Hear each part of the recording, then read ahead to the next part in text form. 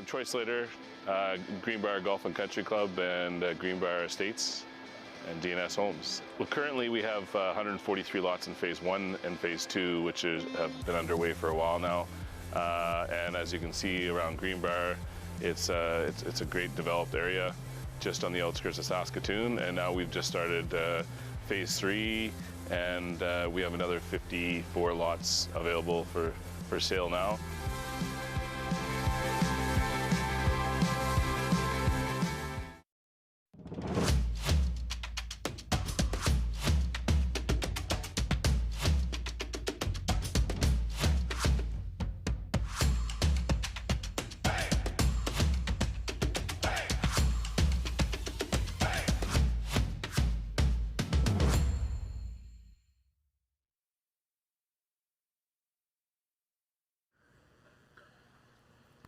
Hello folks, and welcome back to continuing coverage of the Nufloors Penticton Curling Classic, live on curling.com, sportsnet.ca, World Curling TV, and for this final, Shaw TV as well. John Cullen alongside Melissa Saligo, and this event has all been leading up to this. Team Nicholas Edin versus Team Glenn Howard in this final. And Melissa, these are teams that we've seen on our feature sheet play a couple times this week, and both teams firing on all cylinders right now. And that's why they're here in the final, John. Both teams have been playing outstanding. And we saw Nicholas on this sheet earlier in the semifinal, and honestly, I don't think they missed a beat. Yeah, no, absolutely not. They were full value for their victory over Team McEwen, just made a ton of shots, and obviously, we were looking over to Glenn Howard's semifinal. He looked very good against Colton Flash. So two teams, as we say, just really clicking right now. Only one loss between these two teams throughout the whole event. Nicholas Edin coming into this final, a perfect 7-0. Glenn Howard's only blemish, a loss to Matt Dunstone in the round-robin portion of the tournament. So he comes in at 7-1.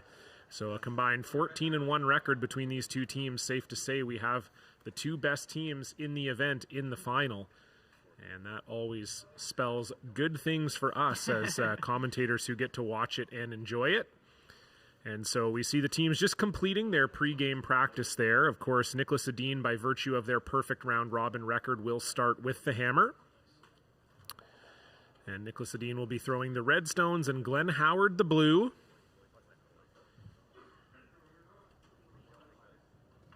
So as I said, for Glenn Howard, their only loss was to Matt Dunstone, but they had 7 other wins. In the round robin, they beat Tyler Tardy, Cameron DeYoung, Jim Cotter, and Sean Giel, 4 BC teams.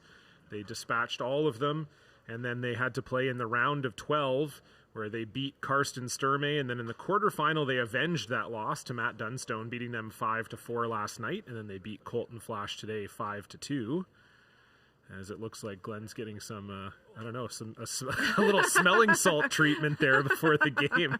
Normally we're used to seeing that pre-hockey. Maybe we should get some of that in the commentator's booth here, Melissa. That would be fantastic. This is game 10 for us, so we might need to get ourselves going there. Sometimes, I guess when you're 59 years old, you're always trying to find new ways to get going before the game, so... Smelling salts it is today for Glenn. Look at Nicholas. He's just kind of laughing at the whole thing. Yeah, he's like, I'll just stick with the coffee that I'm drinking. The caffeine will keep me going. And, of course, Nicholas Edin, a perfect record running through this event. They opened up with a win over Jared St. John and then rattled off 6 straight, beating Wes Craig, Suyuk Kim, Kevin Cooey, Jeremy Hardy, and then in the playoffs they took care of Tyler Tardy in the quarterfinals, and then as we saw this morning in our feature game, beat Mike McEwen 5-2 in the semi. And Melissa, that semifinal, extremely well played by Nicholas Edin, but Oscar Eriksson in particular made just a ton of fantastic shots for the Edin team. Yeah, Oscar is outstanding, and we've mentioned that before. We've seen him play so many times. He's just always seems to be firing on all cylinders, and I think he maybe missed half a shot that whole game in the semifinal. So we're expecting him obviously to come out the same way today, but different start to this game. Glenn Howard actually called the first one in, and it slips through the rings. So not the start that Tim Marsh wanted to to start with, that's for sure. Yeah, for sure. Maybe it was those smelling salts went straight to Tim's brain, and he put that first one through the house. But yeah, obviously they wanted it in the house. They maybe wanted to try to blank the first end, but not the end of the world slipping through the rings there. And we saw earlier this morning, Nicholas Edin does like to start with rocks in play, so not surprising to see Nicholas throw the corner guard, as we're going to get a look at Tim March here in the backwards cap. And it is, of course, the familiar lineup for Team Glenn Howard. This is the lineup they've had for the full quadrennial here, with, of course, Glenn Howard at skip, his son Scott Howard at third, David Mathers at second, and Tim March at lead. And for Nicholas Edin, this is the second full quad together as a team. Nicholas Edin at skip, Oscar Eriksson at third, Rasmus Rana at second, and Christopher Sundgren at lead. So two familiar teams for curling fans, certainly. As we said earlier, Nicholas Edin currently ranked 11th in the world, Glenn Howard 19th. So certainly two strong teams. And we can talk a little bit about Glenn Howard too here, Melissa, because you weren't with me in Oakville last weekend, but at the Stu Cells Toronto Tankard, Glenn Howard also ran very strong through that event, losing the final to Brad Gushu. And so this is back-to-back finals for Glenn Howard, and heading into the pre-trials, they're looking very solid. Well, what a great prep for the pre-trials when you're on a two-final run, that's for sure. And even if you lose the final, like, these guys have been playing solid, lots of great curling and lots of great shot making out there, but lots of good conversations too, and they're finding a way to win a lot of games. Yeah, we get a look at we have an up top angle for this game, so adding a fifth camera angle to this game is looking very solid there. From up top does David Mathers, as he tries to freeze on this Edin stone around the corner. And that's the first comment you made, John, is that Nicholas Edin is so used to playing with rocks in play. He likes to be aggressive with hammer. So he ignored that rock that belongs to Glenn Howard that was sitting on the forefoot and tried to come around the corner.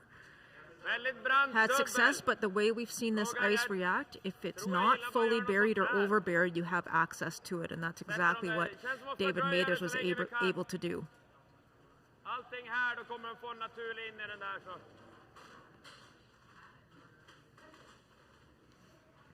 Alternativt sätta den vicken, men det känns för lätt för dem att bara sprida det då och frysa. Ja. Vilken hand. Vanlig 10. Det är ju ganska uppsopat nu det här spåret, känns som.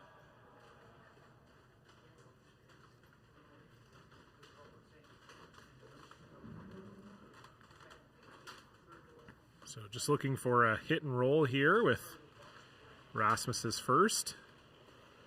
As we said, Team Edin starting with the hammer here. Teams usually draw for hammer in the round robin, but once we get into the playoffs, the team with the better record does start the game with the hammer, and that's what happened here.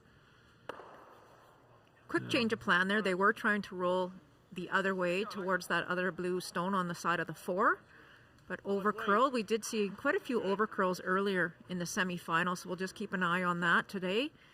Both teams actually using a different set of rocks this time for this final game. Yeah, that's another benefit of making the final, is that you're able to pull rocks from other sheets. And so we actually saw Edin throwing blue this morning, but they lost the toss for rock color heading into this game, so Howard chose the blue stones. They liked the blue stones from sheet E, the sheet right beside us. That was the set that they beat Matt Dunstone with last night. And Nicholas Edin favoring the red rocks from B. So those are the two sets we had for you rock freaks out there who care about such things. It's a nice shot there by David Mathers. Same shot here for Rasmus, just throwing a nice soft hit and roll. Would like to try and group the stones together, keeping in mind that other red stone, I believe, is biting at the back of the house. I think it's in, is it not? I think so, yeah. Yep. So I think it's, maybe a chance where they get a little sneaky 2 here, if they can get these together.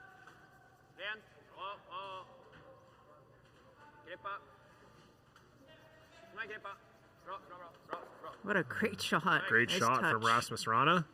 Gets that one completely buried. So it'll be decision time for Glenn Howard here.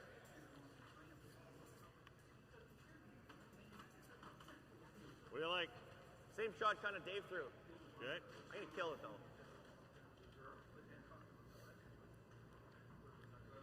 So Scott Howard looking to just come around this guard, and these rocks do curl enough that you can get by the guard and make this shot, but Whoa! got to be careful not to jam here if you're Scott Howard. Hard, Tim. You really got to go. Hard, Tim. Trying to Come get on, this buddy. by the You gotta guard. Go, you got to go. You got to go. Go, go, go, go, go, go, go, go, go. Okay. Back one, back one, back one.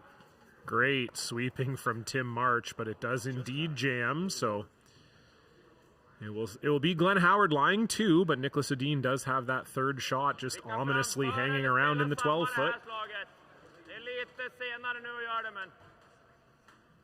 That was fantastic sweeping, I tell you. So now for Nicholas Edin, not really a double option there, simply because the second blue one would likely jam on the redstone on the right-hand side. So now just thinking about either hitting and rolling right there, as he's pointing out to us, or hitting the high one and rolling in front of the blue stone on the side of the button.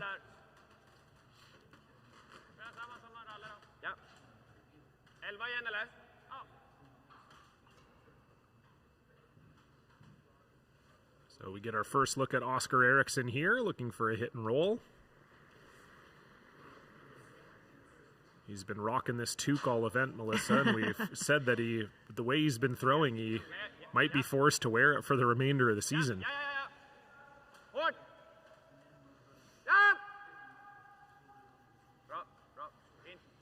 Of course, Nicholas Edin will be heading to the first Grand Slam of the year next week, so that's why they're in Canada here, coming a little early to play in this fantastic event in Penticton, and they'll head to Oakville to play in the first slam, the Masters. I mean, nose is terrible. Horrible. So you got to go for it. Try and roll into here, I guess. Yeah. Glenn Howard will not be in the slam because they're going to be getting ready for the pre-trials. Across the face, eh? Wider, though. Yeah, you're right.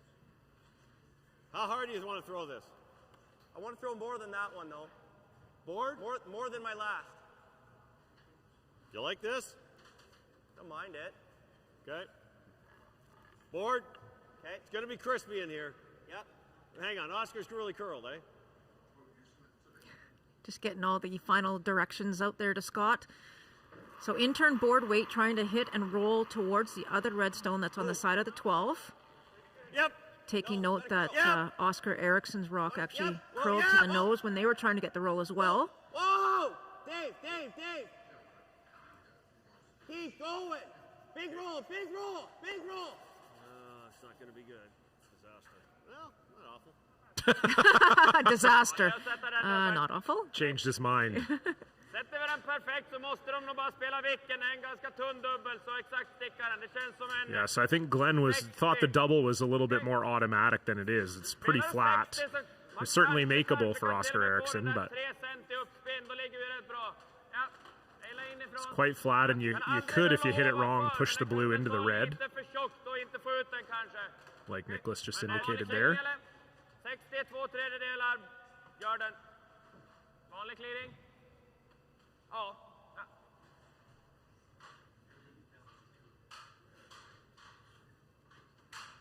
So I think we're going to see some heat here, Melissa. I think so. Yep. Yep. Hårt! Hårt. Ja. Kom igen, fortsätt. What a shot What a from shot. Oscar Eriksson. That double was not easy, very flat, and now it is Team Nicholas Edin sitting two with the hammer. Probably the shot. Yeah, she missed the stab. And Oscar continues to impress with such fantastic shots. So opportunity here now for Glenn. Not a lot of ways out of this, but going to try and hit and roll behind that red guard. And we've seen numerous times, we've already said it, John, that you have to almost overbury in order to prevent your opposition from having access to it. It curls so nice I there. think this is going to curl. No? Oh, okay. Oh, yeah, that's not in there yet.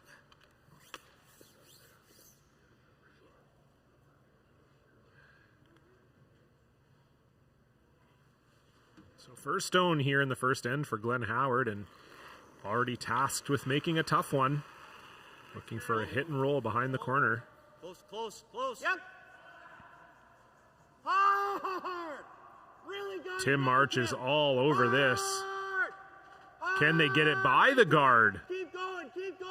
They can. Hard. Sit. No, Dave, no. Wow, what brushing by Tim. Phenomenal brush from Tim goodness. March. If his hat wasn't already backwards, he probably would have pushed it backwards with all his effort there. That was really, really good. And as you said, Melissa, you got to get over buried to make it work here. And they are certainly over buried.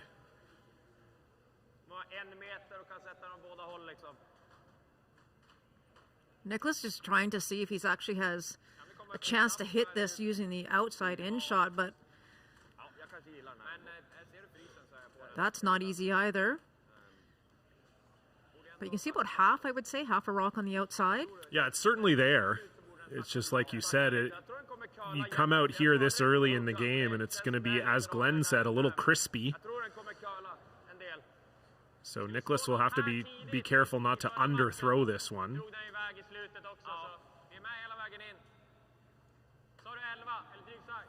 Ja, sarg fart när den kommer fram, tänker jag. Så, ja.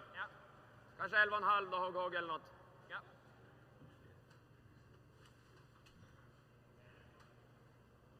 Så vickar vi hit någonstans så är det ändå en utsidedubbel. Så, ja. Har vi nollan. Gör det.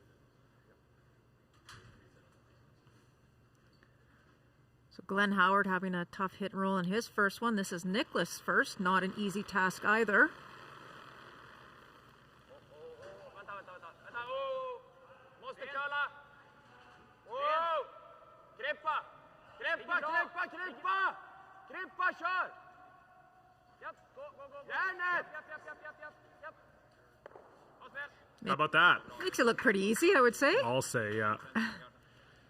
As we said, we've been watching Sheet D. This is our 10th draw here on Sheet D. Well, 11th total, but 10th for you and I, Melissa. And Inside? those outside in shots have not been easy all weekend. And Nicholas Edin just making it look super easy. And now Glenn Howard eyeing up the run back here. Board? The double's just hard with board, but I don't mind it. Okay. Because this looks no picnic. No, I know. Board? Yep. So they don't like the look of the run back. They're going to try a board weight double here. I know. And he ended up with board. Just a comment about the weight there. You heard them talk about. He was, that end. Sound you know, good? again, it's use that word crispy that Glenn has used. It's a little sticky out here, so board, you have to throw a nice firm board to make sure that it is there by the time you get down the ice. So big shot here for Glenn Howard, trying to get the board weight double.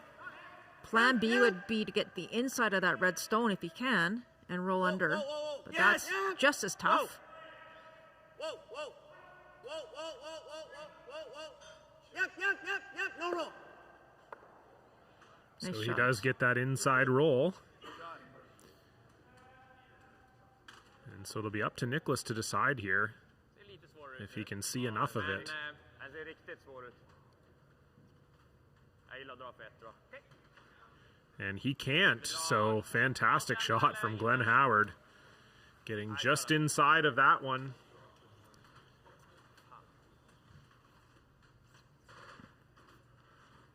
Kan ta lite mer. Jag gick ganska rakt där ute. So Glenn Howard likes it crispy. Makes that beautiful shot, and now Edin will have to draw to the full 8 here. Final stone in the first.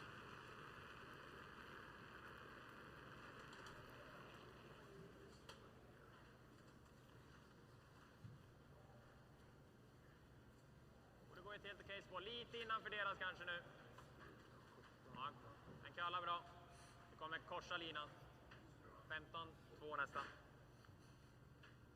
Easy as you like from Nicholas Edin. He didn't even watch the last half of it. He felt so good about it. He just turned towards the back end. Yeah.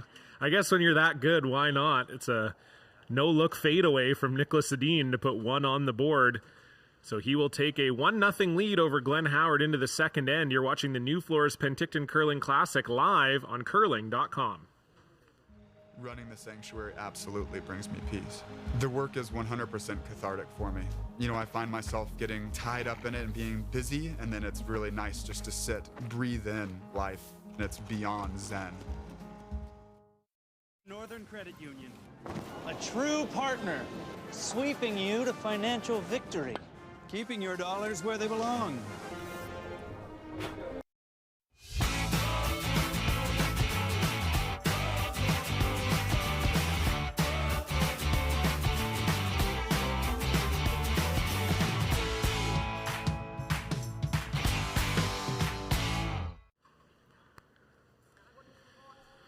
Hello, folks, and welcome back to continuing coverage of the Nufloors Penticton Curling Classic live on curling.com. The final of the Penticton Classic here between Nicholas Edin and Glenn Howard. John Cullen alongside Melissa Saligo. And just a phenomenal shot from Glenn Howard on his last, forcing Edin to 1. And pleased to be joined for this end by the club manager here at Penticton Curling Club and tournament chair, Kathy Jones. Hey, Kathy, how are you? I'm great, but I'm going to give the title of club manager to Chris Jones this time around. All right, sure, sounds good. So, Chris Jones, you're welcome. You can have the club manager title as well as the Ice Tech title. He's had him and his crew doing a fantastic job this week here at Penticton. And Kathy, tell me a little bit about putting this event together. I know this event now has been on the calendar for 5 or 6 years, I think, and tell me a little bit about kind of what goes into planning an event like this for these top men's teams from around the world. You know, it's fun for starters, and exciting for our club members to know that these elite teams are coming to the event. But it's also really cool to create the foster of growth for those up-and-coming teams that don't get a chance to play against this type of caliber. And so we've really witnessed a lot of teams coming up and really attributing it to these types of events to give them that advantage to get out there and play the best of the best. Yeah, absolutely. I think, being a BC curler myself, I live in Vancouver and obviously played on the BC tour for a very long time. I think one thing that's really great about this event is how much care you and your team put into making sure that BC is well represented, that there's always spots for BC teams in this event to get to come here and, as you say, ply their trade against, some of the better teams in the world. It's been an honor, to be honest, to run this. Scary, for the very first year when we did it, because clubs don't have this type of money kicking around. I mean, they don't. Yeah. So my husband and I put up the first $66,000 purse, hoping Sure. Hey, no problem. that I'd get out there and raise that money, and we've never looked back. Yeah, and I mean, this year the purse is $86,000, which is extremely good for an event of this caliber. That's competing with slam levels. And talk a little bit about that, the involvement of the community here in Penticton, because obviously we've had a chance to talk about a lot of the businesses here in the community that support this event, and you can probably speak to that better than I can. They love the fact that it's community oriented. They love the fact that it's off-season to the summer months, so it's bringing tourism back into the fall seasons. The amount of dollars that comes back into the community as well. Travel Penticton, the city of Penticton, the community itself, with all of our fabulous sponsors on the ice, all believe it's a win-win combination. We keep the prices low for the tickets to make it affordable for everyone. And you know what? As Matt Tolley would say, rinse and repeat. We've had a successful round every single time, so that's what we like to do. Awesome. Yeah, no, it's been really great to watch the growth of this event. I played in the very first one back when it was the Ashley Home Store Classic, and now obviously we're here with Nufloors and Brad and Annette Wood sponsoring this event. And maybe talk a little bit about them in particular. Obviously, these types of events can't run without an entire community, but you need a title sponsor too to step up and really get the job done. I don't even know if words could ever describe what Brad and Annette do for the curling world. From sponsoring juniors in the club to tardies from the start when they were going, to just believing in the curling world itself. Brad and Annette will always be there. So it's an honor to have their names as a sponsor. Fantastic. As the main sponsor, yeah. Yeah, absolutely. I agree. I've known Brad for a really long time, competed against him a bunch in BC, and just a stellar guy. Like you said, a supporter of this event, but also a supporter of teams on the tour as well.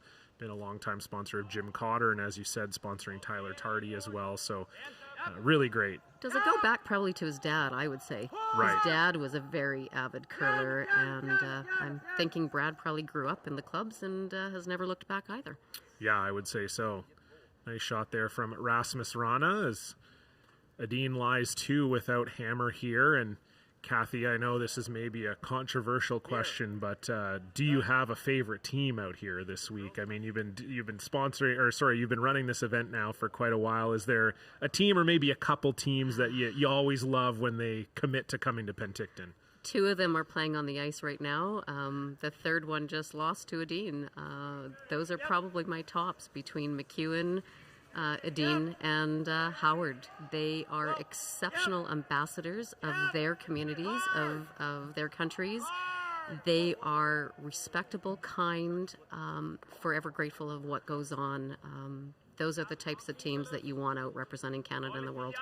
Absolutely. I couldn't have said it any better myself. And I think that's, I can speak from a curler's perspective that, I think a lot of the little touches that you guys do at this event is what really sets it apart and wants the teams to come back. That, just providing food for, all day, every day, like that doesn't happen at very many spiels. The care packages that you give the teams that are full of, gift cards to local businesses, other, adult items such as mostly beverages, beverages. Let's clear the adult item. Yeah. Well, you know what I mean. Adult beverages. I mean, hey, look, that's what we're trying to do here in Penticton. We're spicing things up in the Okanagan. Yeah, we do. It's called socks. Hey, socks and wine. Nobody ever got too mad at getting either of those as a gift. And candy, and where do you go from there? It's the sugar rush, and then I made sure I had the Advil and the Tylenol ready to go if they did it all in one day. Nice. Yeah. Oh, that's good. Yeah, I think a few teams maybe were reaching for the Advil and the Tylenol after the event here. So. Looking like not a bad setup here for Glenn Howard. Scott Howard trying to navigate this port here. It's so awesome to watch these teams call this ice. We go back to league play tomorrow, and these leagues all go, why can't we make those shots? Well, they just don't have the the knowledge that these men have out on this ice, let me tell you. Yeah. So... suck on that, Penticton Club curlers. Chris Jones makes the ice the same way all the time. It's just we don't know how to throw the rocks. I'm sorry.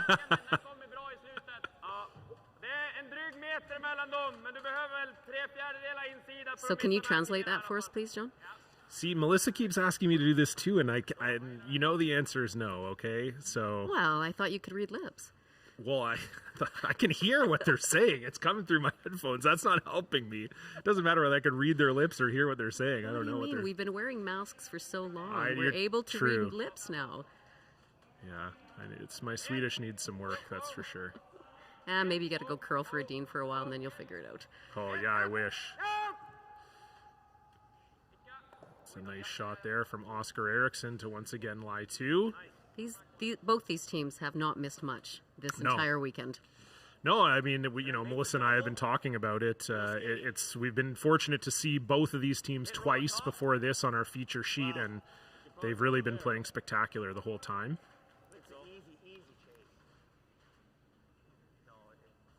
So just deciding if they can get through this hole here and get a hit and roll. It's a good thing I'll note, though, that we don't have clocks at this event. You like that you don't have clocks? You like the conversations between the teams? I think I like the conversations. They have some fun, and a few of them took a little longer, and I'm sure they might not have made the calls they made if they didn't have the time to think about it. Yeah, true. And I think especially for some of these early year events, you see the teams really trying to figure their communication strategies out in some ways, as that's a unfortunate miss from Scott Howard there. Just by the hair, hey? Yeah, exactly. Yeah, it's as I was saying, I do think it's, teams, it's funny, you have the summer off and, you get a little bit out of rhythm sometimes, even for teams like Edin that have been playing together for 8 years. Sometimes you just, you lose that communication, that sort of back and forth that, you like to establish. And so we've seen this is the the third event we've covered this year, and we're still only barely into our season here, halfway through October. And so I think it's just sometimes you over talk a little bit just to kind of prepare for those moments where you will be on the time clocks. I was having a great conversation with Reed Carruthers, and he's curled on this ice ever since we've started. And club ice can do some different things to slam ice for sure. And all he wanted to do was give a real kudos out to Chris Jones and his ice crew, because they're off to the slams next. And curlers will change their handle, that's correct, right? Depending on what the ice is doing. Yep. And he feels that he's going to the slams with a great practice in, no handles are changing, and he feels that they can just continue the game they've been playing all weekend. So that's really cool to hear. Absolutely, yeah. No, it's certainly a credit to Chris and his crew here. And I know that when you're an ice maker and an ice crew and you know that you're going to have a big tournament like this on the calendar, you kind of plan your year around that, making sure the ice is ready to go, the rocks are ready to go for that, and it just bleeds into the club as well, right? Because now the ice stays good for the club, the rocks are all good for the club, and it really does make a huge difference. And I've heard the same thing, a lot of the curlers talking about how great the ice has been this week. So yeah, absolutely a tip of the cap to the ice crew here, that's for sure. And a tip to the cap of the curlers knowing how to throw that rock. For sure. Right? A lot of league play would not know, that little extra turn or the extra spin going down the ice. These guys read it so fast and so brilliantly. Jim, let's go here. I think we try this. Is this stupid? Yeah. No response on that one, John? I don't know. I'm just listening in on Glenn and Scott here. I want to be dialed in on their convo here. This is, they're not in a great situation here to get two. Yeah, you're right. Okay. I think so. I like that. Yeah. Out turn. Probably firm. I need a little weaker roll. Yeah. It might not not curl as much. No. Don't you think that's nose for firm? Like, might as well, go for it.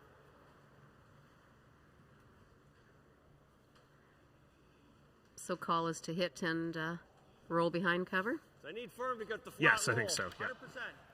Yeah, you've got those, the blue and the red are staggered there, Kathy. So I think if Glenn Howard can kind of get behind them, that would be ideal. Wouldn't be an easy path for Nicholas to get at it. So first stone here for Glenn Howard with hammer, playing the second. Real close. Close. Yep. Whoa. Yep. Yes. Curled off the planet. So I guess that one was men are from Mars, curling rocks are from Venus. That one fell off the planet, as Scott Howard said. Really curled out of Glenn Howard's hand, and now an opportunity for Nicholas Edin to get buried, and unfortunately not really a super good steal opportunity here. Nicholas Edin can get buried, but Glenn should still have an opportunity to draw the 4-foot here. And practicing that draw to the 4-foot is always important. Especially if you're coming home on the 8th end as well, and you've got the open house. You want to get that weight down every so often throughout the end. Well said, Kathy. Thanks. So you're on top of this. You could be here. You could have been here with me all weekend. I'm okay. Melissa's great at this.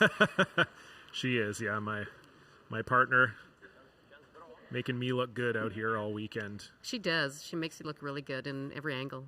Thank you. You're welcome. Thank you. Need all the help I can get. So final stone here for Nicholas Edin, already lying 2 and looking to put a third in a good spot. Look at that come in. How about that? That's another testament to how good the curlers are. That rock only misses that red by an inch, and they're not sweeping it. They're not worried about it. They just know that it's by, and just very casual and solid from Edin's team, which is what we're used to. And so Glenn Howard now a draw against 3. That's low. You know, and it's funny when you're saying Nick Edin, they have, and they've played so casually. You never see the expressions of worry on their face.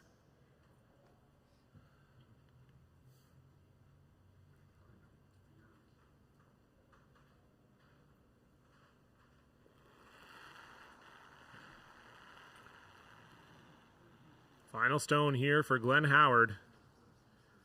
Needs a piece of the button for 1. Line's good. Line's good. Not heavy. Take a look, boys. Take a look. Take a look. Looks here. Should be here. Can't hurt it. Can't hurt it. Can't hurt it. Shot. And Glenn Howard will make no mistake, so we will have a tie game heading into the third. Nicholas Edin with hammer. Kathy Jones, thank you so much for joining me, and thank you for running such a wonderful event. My pleasure, and all the best, and thanks to curling.com and you guys for being here. Hey, anytime. It's awesome. Wonderful. Well, we'll see you back here right after this on curling.com.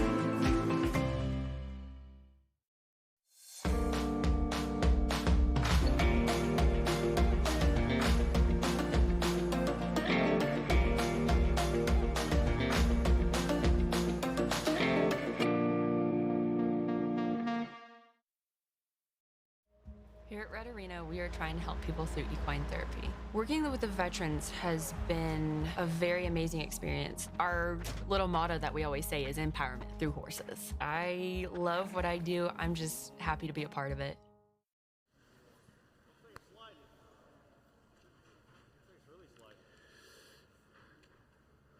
Hello, folks. Welcome back to continuing coverage of the Nufloors Penticton Curling Classic live on curling.com. John Cullen alongside Melissa Saligo. You're back. You got a nice little end break. Are you feeling nice and refreshed now? Oh, I did. I went and did a couple laps, had a nap. Yeah, it was great. It was great to have Kathy in the seat. Give me a little bit of a break. Not from you, though, John. Oh, never a break from you. Thank you. I won't be offended. I understand. Well, Kathy did such a great job. I think she should have stayed here for another end or two. So it looks like we might be slowing the game down here a little bit. Glenn puts that first one into the rings, although we may see a center guard here on the second one. Hit it. And we will not. So Firm. dare I say it, Melissa? Already? You going to do it? We got a one-way ticket to Blanksville. You did it. You did it. What a great second end. Lots of rocks in play, lots of fabulous shots, and Glenn Howard drawing against 3. That was pretty nice. Dave. No, Dave. You're good. Throw it, Tim. And so Tim March makes no mistake. And yeah, you're right, Melissa. Just a fantastic second end. Great to hear from Kathy Jones. Obviously, the crew here in Penticton doing a phenomenal job with this event once again. So thankful that she could join us on the broadcast. And I'm glad she got to see the second end and, you know, maybe not this exchange of hits here in the third. The one thing I love the most about, well, I loved pretty much everything Kathy said, but with the sense of community, what Penticton Curling Club's doing, but also the ability to allow a lot of the BC teams that are the up-and-comers play against the high-caliber teams here in Penticton. It's just been a fabulous, fabulous growth for curling in our province.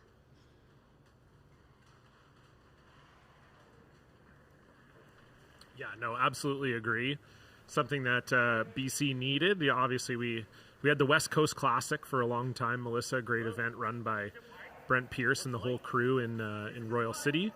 And we lost that event. They lost some of their sponsorship. Again, we've been talking about the great event sponsors here all weekend, and without them, you really can't run an event, and that's basically what happens usually. If one of your favorite curling events heads off the calendar, it's usually because a title sponsor decides that they've had enough, unfortunately, and that's what happened with the West Coast Classic. And so it was sort of a void in BC for a couple of years without a true high-end tournament.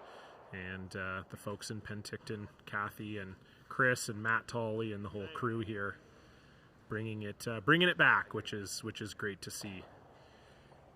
And speaking of some of those sponsors, Nufloors Penticton, of course, the presenting sponsor of this event. You can check out their website at nufloorspenticton.ca. And this draw in particular is brought to you by Travel Penticton, Canadian Tire Penticton, and Interior Roofing. So we thank them for their support of this event.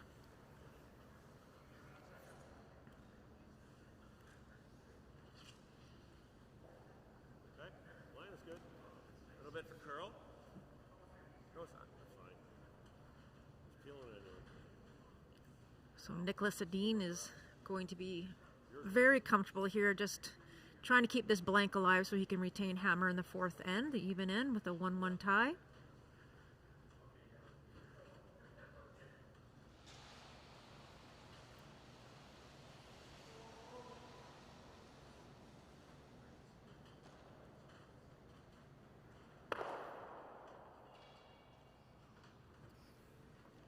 I feel like they just push the rocks down the other end and just start the fourth end. Well, yeah, they started doing that in baseball, right? They stopped having to go through the intentional walk process. You know, you used to have to just have the catcher stand beside the plate and throw all 4 balls, and now you're just allowed to tell the umpire, hey, we're wasting time. We want to intentionally walk this guy. And maybe we need something like that in curling. Both teams just agree to blank, and we say, okay, here we go. We're done with this end.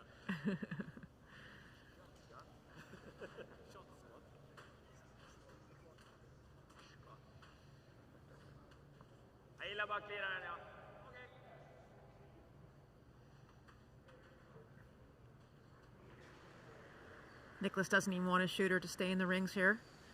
Yep. Just wants a clean house. Okay.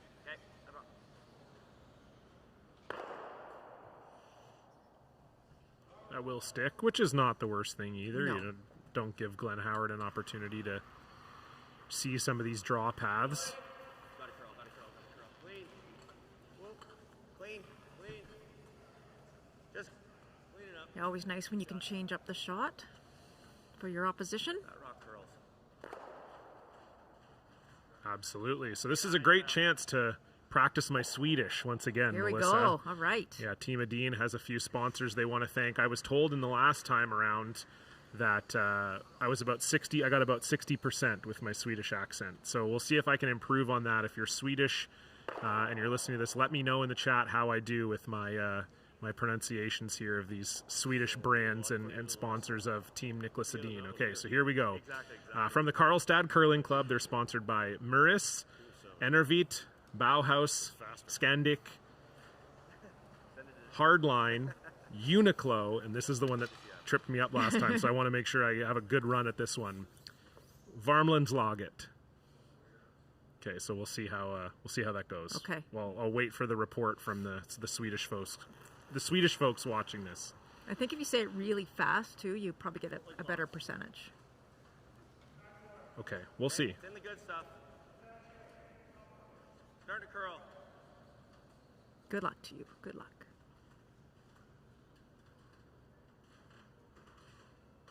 I'd give you 62%. 62? Yeah. Okay, so a 2% improvement? I think so. Okay, I think thank so. you. It's generous. I think so. You just want to be improving, right? That's right. always the thing. If only we had another 10 games to go, you could practice more. Oh, wow. See, this is... So, I'm getting conflicting reports here. Uh-oh. One person said okay. Another person said terrible dialect and pronunciation, but I understand what you're saying. Huh. So, that's a little... Oh, but now someone else is saying you're getting there, John. But then the person who said last time that they gave me 60% said I might have been generous with 60%. So I got worse, I think. So they're saying I got worse. Wow. That's tough to hear. Tough crowd. Tough crowd. I'll try. Well, look, I'll have lots of opportunities hopefully this year to improve on my Swedish. I'll have to. Maybe I can pay Nicholas to give me just a quick lesson here after one of these games. Yep. I slid out and I flipped Brazil. I didn't twist it. I did notice that actually. That Glenn was playing with his broom when he slid out.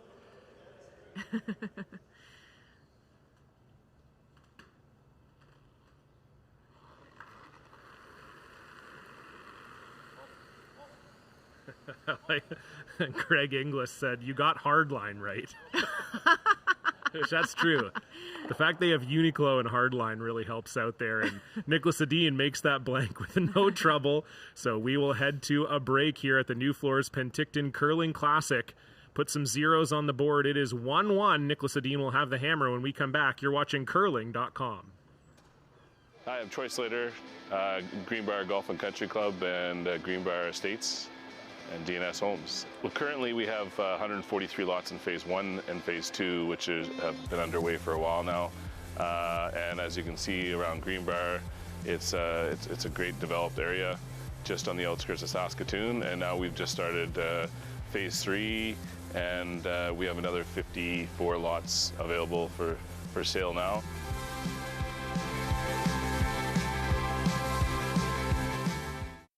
Northern Credit Union, a true partner, sweeping you to financial victory, keeping your dollars where they belong.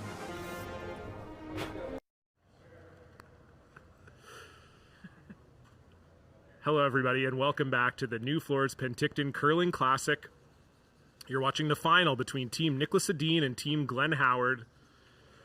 John Cullen alongside Melissa Saligo for this one, and we just had a blank end, so I got to practice my Swedish, and I'm feeling a little bit better, Melissa, because coach of Nicholas Edin, Fredrik Lindberg, is standing beside us while we do the commentary, and he actually said that if your expectations are where they should be, I did pretty good. You did, So yeah.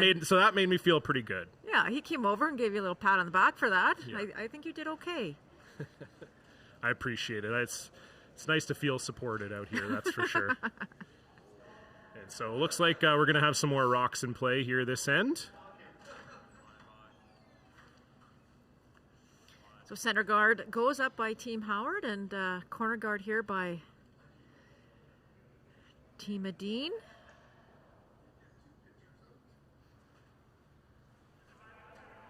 I don't mind that. Okay, let's go. Yep. And I think we are going to have some rocks in play. I think a second center guard going up here by Team Howard.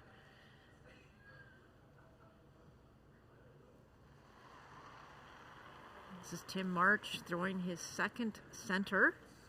Well, as you said, Melissa, a lot of the teams trying to score in the fourth end. Looks like it's Toomey. And so Where? Just short of it. Can you get the Glenn Howard would love to steal here, of course, and Nicholas Edin would love to put a 2 on the board in this even end. Let's stop. Okay.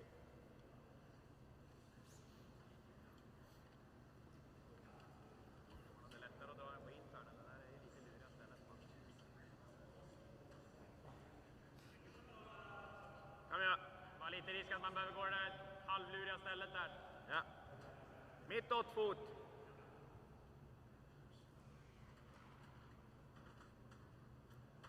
Intern come around here for Christopher Sundgren. They looked at doing actually going the other way because of the staggered guard, but they know this path a little bit better. They played this path quite a bit actually in the semifinals, so go with what you know.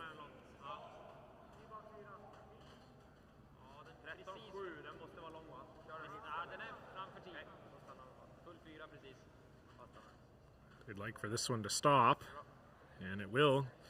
Great shot from Christopher Sundgren. Of course, you'll hear Nicholas Edin and his team refer to him as Krippa, his nickname. So if that's what you hear, that's who they're talking about. So David Mather's just looking to follow them down. Like to go a bit. Top 8. Got a lot of room. Like to go. Okay. Just play the weight. Yeah. Yeah, it's heavy. See a curl. Curl. Like to go. Curl. Curl, Scott. Curl. Curl. Curl. Just trying to bring this one to it, and just we've seen this a few times before, Melissa. Just that little bit of extra weight, and it doesn't quite catch the curl. No, it doesn't. And I mean, that was all of maybe a foot to 2 feet heavy. The brushers didn't have a chance to do anything with it until about hog line. And unfortunately for Team Howard, it does do the old tick and roll off. It's a great opportunity here now for Rasmus to... I think he's going to throw about hack weight, I think.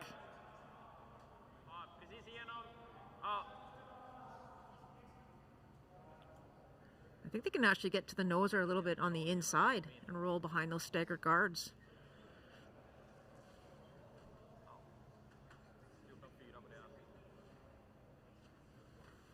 Those blue rocks edge to edge by the look of it.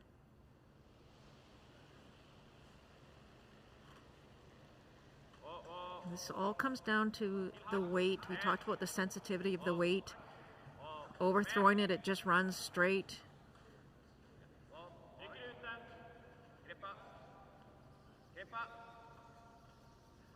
Oh, what a shot. Great shot there from Rasmus Rana. And that Look is at that roll. 2 perfectly frozen stones behind staggered guards, and the look on Glenn Howard's face just about says it all.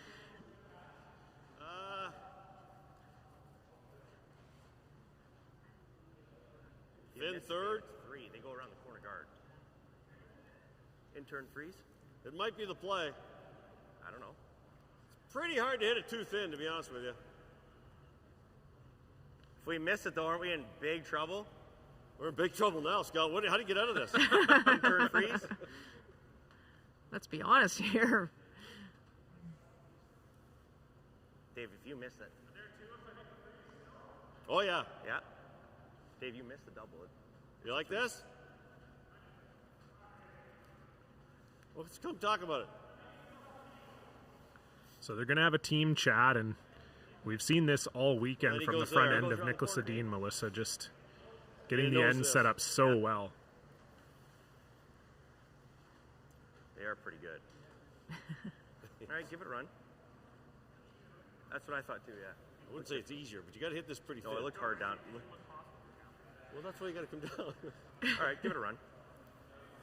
Just try to dig dead stuff I up. think a half's way too thick. Yeah, you want to hit up here. I think a third, Dave.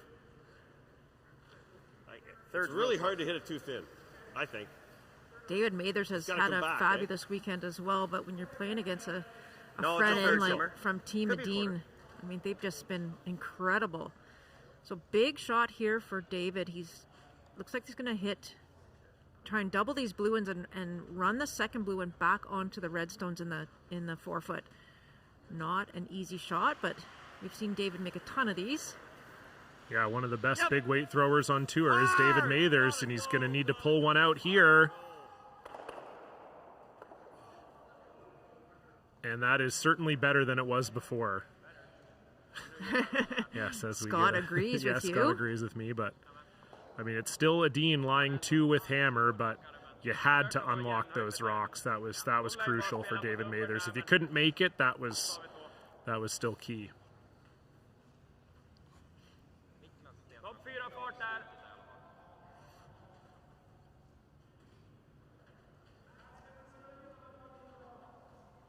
Jag tror det också. Jag fick en ganska bra finish på mina här, men jag tror inte din kommer curlas jättemycket. Ja, vad gillar du för is då? Halvjämna så är det ändå lurig. Försöker vi dra upp den så bra vi kan. Ja, 15-0 borde vara där.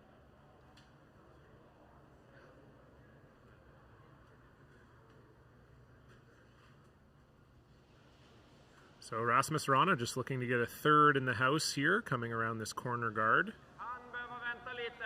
La ut den lite. Vänta. Ja, vi måste curla. Topp 8 just nu. Sill. Kanske topp 4. Ja, den behöver curla. It's got lots of room. Vänta så länge du kan. I'd really like to get this fully buried. They don't want to leave a double here for Team Howard. So just a late movement there. Nice shot from Rasmus. And so you can see it there. Not a lot of joy for Glenn Howard at the moment. If I hit half a rock of that red, do I make the other double? Over here. This one? Yeah. Oh yeah, that's good. I can hit a third. Can't hit half. I got a third. Third does it. Okay. You like that? Yep. Could do this too, eh? Real thin. Yeah. Okay. You guys like this? It's an interesting call here by Glenn Howard. If you make it, it's great, but you can only see a third of that stone that was just thrown by Edin. Whoa! Yep, whoa! So hit what you can see. Beauty, Scott. Great shot Nice from shot. Scott Howard. Had to have that one. Fist pump from Tim March. And the fans in the basement here at Penticton Curling Club loving that one. That was not an easy shot, John, by any means. No, really good though. Really good result. Not easy at all, but Scott Howard's made a good one. Vicka till halvjämn vore väl optimalt. Sätter de den och så får vi kanske noll bara. Okej. 10. Ja, jag kan tänka mig 11 också, men ja, 11 är bra. So the key here, I think, Melissa, is to try to roll to a spot where you don't leave a double. Yeah, ideally, the way it is right now, it's about a rock behind that other, a rock width behind that other redstone. So even if he rolls, he's going to have to roll pretty far behind the corner guard to prevent any double. But right now, this one's got a lot of weight on it. Got some movement. Oh boy. That's one of the first misses I think we've seen, full misses from Oscar. Well, half shot, I guess. Hit and roll out. So Glenn Howard looking like he's in bad shape a couple of rocks ago. Yeah, a really good shot from David Mathers to unlock those two on the forefoot, and then Scott Howard followed it up with a tasty little double, and now all of a sudden we might be heading you-know-where. You really gotta go, Tim. Really gotta go. Tim. Good sweeping. Good sweeping. Nice shot. Two great shots from Scott Howard. Det andra är väl att gå på rundningen ändå. Gå hårt för 2. Jag är inte jätteemot det. Kommer vi runt bra så kommer vi ha skott eller? Tveksamt, men den där ligger på ett ställe så de har ju jävligt svårt att splitta bot ut och inte lämna en dubbel. Ligger vi skottet här, de kan inte dra någonstans utan att jag får en dubbel. Nej, på att slå också. Första tanken var att slå. Jag gillar nog det. Ja, 10 är det. Ja, den var första bara. So the discussion here was obviously that Team Edin would love to have scored here in the fourth end, but I don't think they could get shot by coming around the corner guard and out counting the blue one that's on the left-hand side, so they've elected to hit it. Probably the safer of the two calls. As you said, John, we're probably jumping on a train here soon. Yeah, we might be.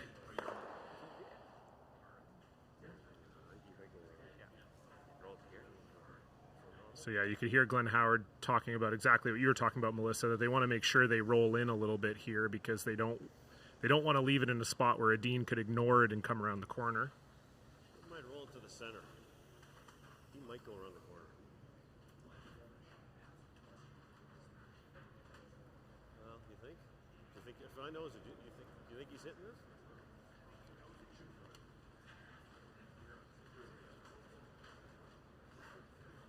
What do you think? Do you like nose?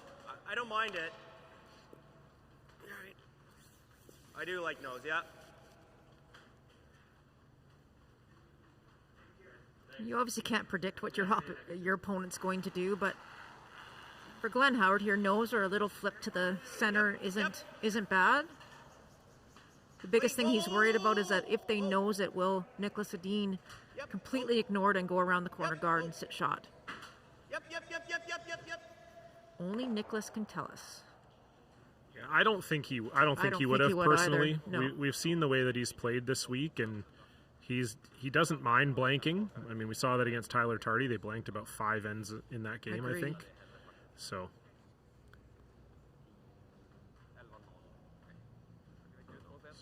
I don't know. I mean, he might have drawn. Obviously, Glenn rolled to a spot where I think this is the only option.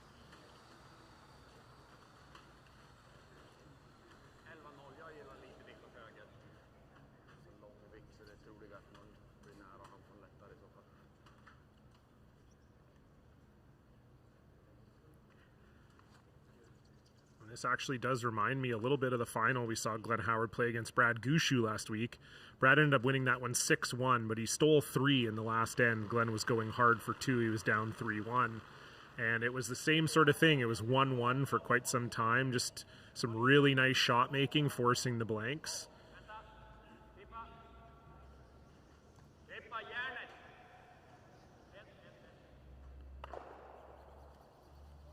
And so that will roll out into the wings, and Glenn Howard will hit this.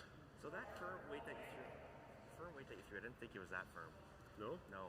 All right. But I think that weight's okay though. This one's going to curl. Yeah, so This I one's had gonna you right there. You rolled down. Okay. Right there.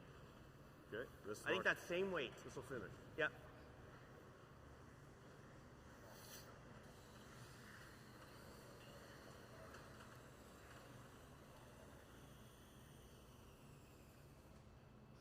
Right across the sheet. Hairless. Firm. Yeah.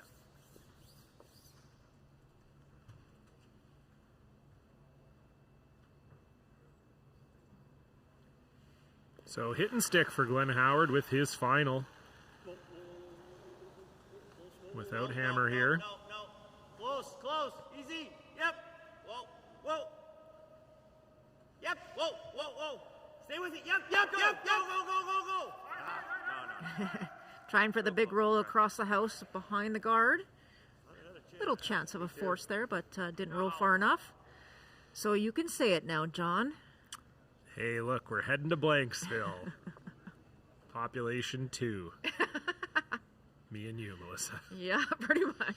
Well, I guess population 10. I guess we should theoretically count these players as well. As Yeah, that's a there. good point. So Nicholas Edin looking for the blank with his final. Here in the 4th. And as you might expect, he makes no mistake. So after the first half of this game, it's a low score up on the board, but it's been some great shot making from both teams. Glenn Howard and Nicholas Edin tied at 1. We'll be back with the second half of this final from the Penticton Curling Club live on curling.com. Running the sanctuary absolutely brings me peace. The work is 100% cathartic for me. You know, I find myself getting tied up in it and being busy, and then it's really nice just to sit, breathe in life, and it's beyond zen.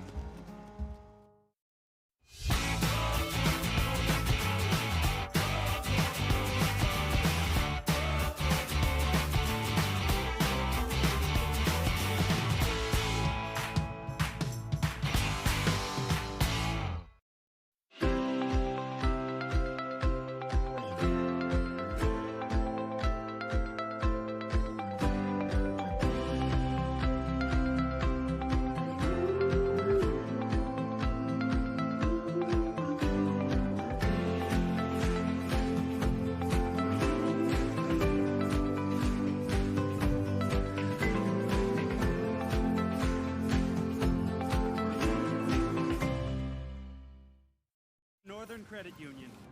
A true partner, sweeping you to financial victory, keeping your dollars where they belong.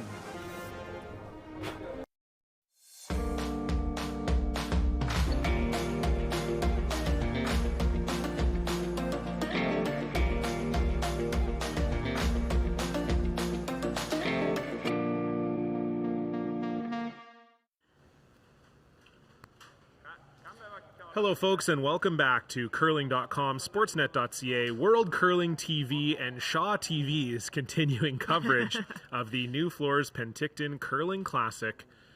John Cullen alongside Melissa Saligo here for the final. Team Nicholas Edin versus Team Glenn Howard.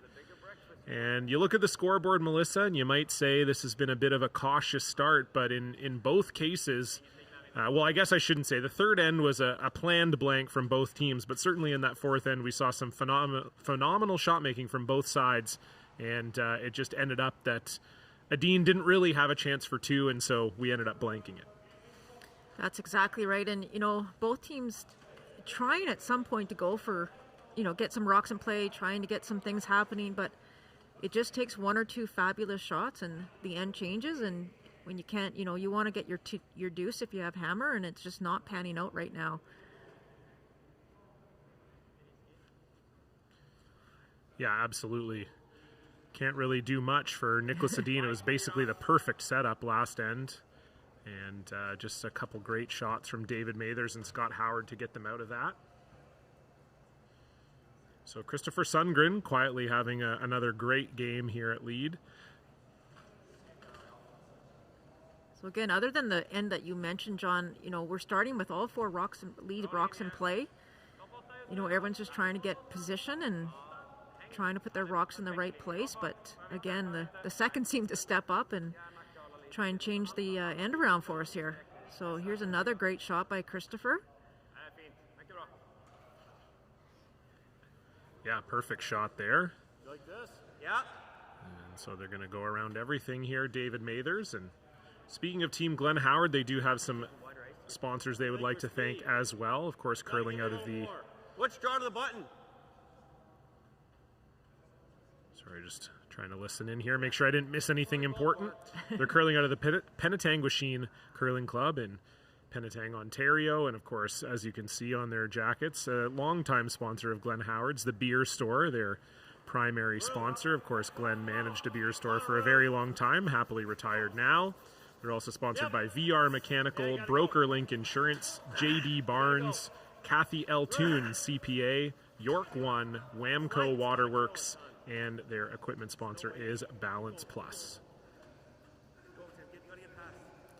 So Tim March trying to drag this one, and he cannot.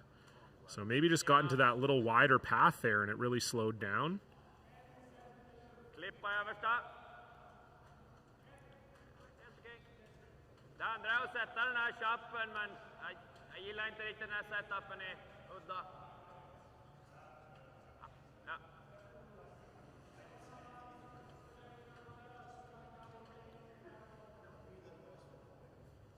Ja, det de har om vi klipper den där, det är att de kan ta den där med en mjuk. Då känns det som man får spela på trippern eller så, men det kan ju bli en force om de gör den här då.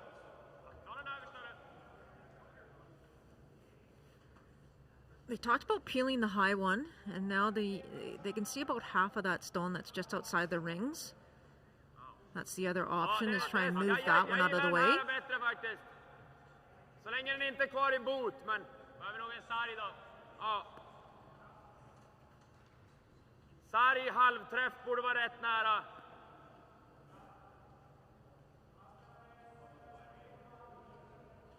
Vad gäller fis?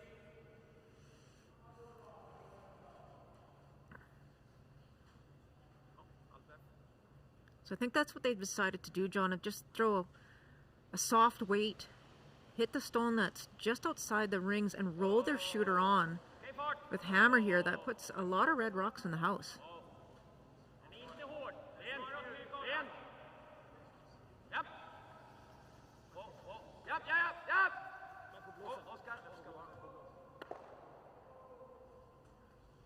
We're going to want that red one to hang on. Will it spin back? Oh. I don't know. That's pretty close, but I don't think it's on. I don't think so either. Well, it might be on. I don't know. Looking at that angle, that's tough to say.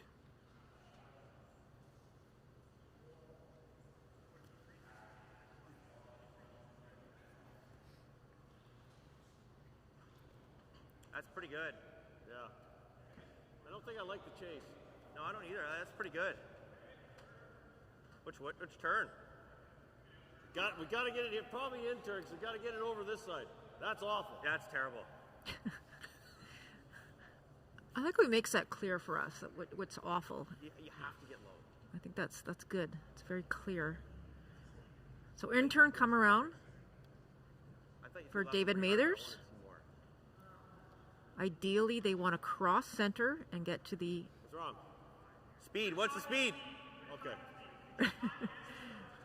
Glenn worried it was about the call, and it was that they were just discussing exactly how to make it. That's what I thought, yeah. I think, yeah. Just 6 feet. Okay, so here we go. David Mathers throwing the intern come around. Cross center and freeze to that red stone that's just top 8. But they actually want to get to the right-hand side of it, so they have to fully cross center once you get past the guard. Light, Tim. Line's good. Line's good. Yep, Tim. Wait there now. Whoa, Scott a bit. Scott. No, easy. Yeah, Scott. Whoa. Go, Tim. Go. This looks absolutely perfect. Shot, Davey. Great spot from David Wow, Mathers there. what a shot. You always know it's good when it's Tim, Scott, Tim, Scott. That's always a good sign when they're... It's so good they're not sure who should be doing what to it. That's right.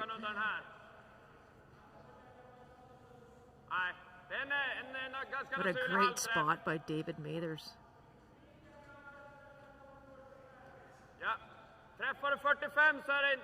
With Hammer here, Team Edin in a little bit of trouble. Team Howard sitting second, third, and fourth.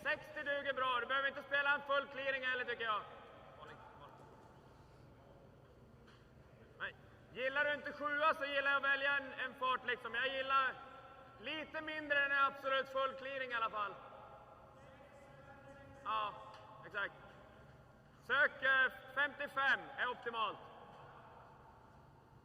Om du bara vickar emot den blir det fortfarande okej också. Mycket isel, ja.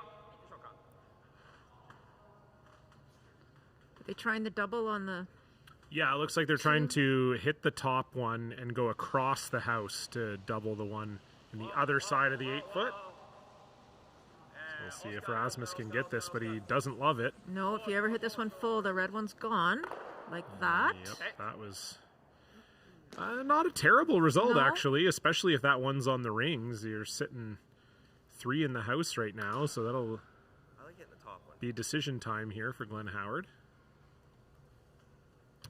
I think for Glenn Howard, you're either freezing to this one where he's got his broom, or you're hitting the one on the right-hand side. Will be 3. I don't like. You can't go here. Can I hit and roll? Guard it. He makes that. Hit and roll off this top one, right on top of our blue. It's a pretty good shot. Yeah. You just don't want to give him a double. It makes a double, then it's 3 against 1. Yeah, like, what's he gonna do? Yeah. Yeah, there's no double anywhere. You can hit it if you want. Probably easier shot. Sure. Hack? Yep. So Scott comes down to take a look, and I don't think he was super enamored with the freeze, which is why they were sort of talking about maybe hitting the one on the right side. But once Glenn said, well, you could also just hit this one, that seemed to be the shot that really appealed to Scott. So looking to remove this red one out of the back of the house and potentially lie 3. I think this is a good call, removing one of the red stones anyway. You don't want to leave those lying around. And I think that was Scott's concern. Body curl. Dave a bit. Body curl. Dave a bit. It's real good. He's fine. A little more. Good shot. Nice shot. So good shot from Scott, and it will be Glenn Howard lying 3 without hammer here in the 5th.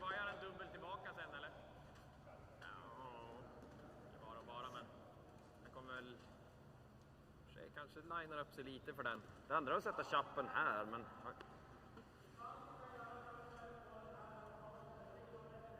Ja, det är okej. Alltså bara precis utsida ligga kvar där. Ja. Den är inte given att göra, den kan ju sitta kvar där också. Eller så kanske vi har en dubbel tillbaka sen på nästa. Försöka få den då. Ja.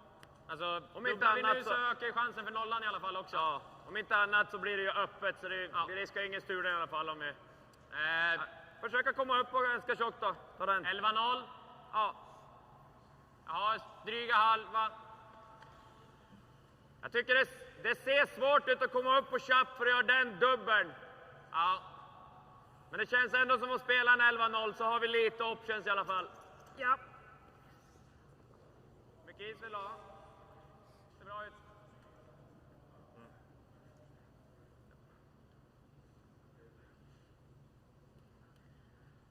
Oscar Eriksson throwing a softer weight hit here. Trying to catch the one at the back of the house as well. Yep. Yep. Yep! Hårt! Oh,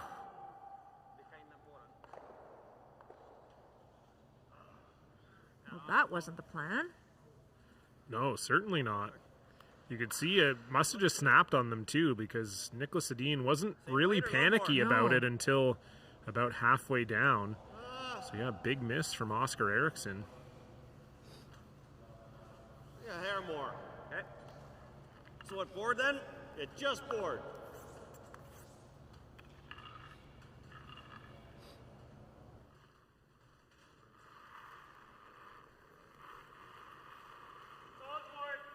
Whoa. Yep. Whoa. Whoa. Whoa. Whoa. Yep. Yes. Yes. Gotta go, Dave. Again, this one's snapping as well, just like Oscar's did his. Roll it. Oh, jeez. I think that's pretty good. It's pretty good. They definitely wanted to roll to the nose of it. This might leave a double here. And that might have been a reaction by Glenn to what he saw Oscars do in the same spot. Regardless, it's Glenn Howard lying 4 without hammer. Ja. Har vi någonting vi kan... Det enda andra skulle vara frysa, men den måste vara limmad för att det här inte ska vara en absolut gimme. Ja, jag gillar den här. Försöka öppna upp det lite. Ja. Still så vi har ett slagfält. Alltså, precis. Även om du vickar ut lite, bara få bort den. Den är kvar halvgömd och det ligger kvar här. Det är fine ändå. Alltså, tunnticka garden skulle kunna bli lite dyrt. Hur mycket har du? Den ser inte jättelätt ut att göra dubbel, men är det typ normal take eller? Ja, jag tror inte jag kan spela hårdare. Ja, mycket is idag då. Okay. You can just see all of that one that was just thrown by Scott. There's a good look at it, John. So you have to be careful. You don't want to flirt with that guard at all. Kind of have to flirt with it to make the shot, though. So we'll see. Oscar Eriksson trying to atone for the miss on his first one. He's got a lot of curling to do. And that won't quite curl enough, so maybe a reaction to his first one. Maybe got it started a little positive, but it is Glenn Howard lying 2 without hammer and just going to try to decide where he can put this rock to maybe get himself in a position to steal. Can't really hit. No, I was thinking peeling it would be nice. You peel it through here. That's dangerous. Hey? To where? That's fine, then you just nose it. Yeah. Yeah, that's pretty good.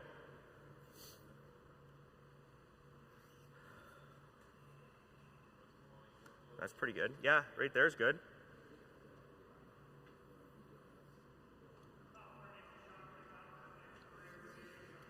What do you think? I don't know. What do you think? Top 4's not bad there. Well, Yeah, he nuts it. I could go there. Can he make this? This over the top. Yeah. That's pretty good, isn't it? He's gonna, yeah. What's he gonna do with it? Hit it? He's gonna hit a roll. Okay, right there, boys. If it goes, yeah. I don't know, actually. You put it right here, it's pretty good. He might hit and roll under, then we're just chasing. Right there. That's not bad. It's really good, boys. Yeah, let's do that if it's in there now. Go on, turn. Yeah. All right. I think that's the one thing that Glenn, you heard him and Scott talking, they don't want to leave any chance for Nicholas to play a hit and roll, so I kind of like this behind the tee line. Just behind the tee line. Full 4. I don't hate top 4,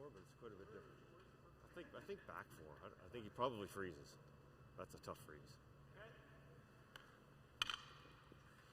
I think Glenn pretty much explained it all for us, so we don't have to say too much. Just looking to put this one back 4. It's his first, looking to lie 3 without hammer.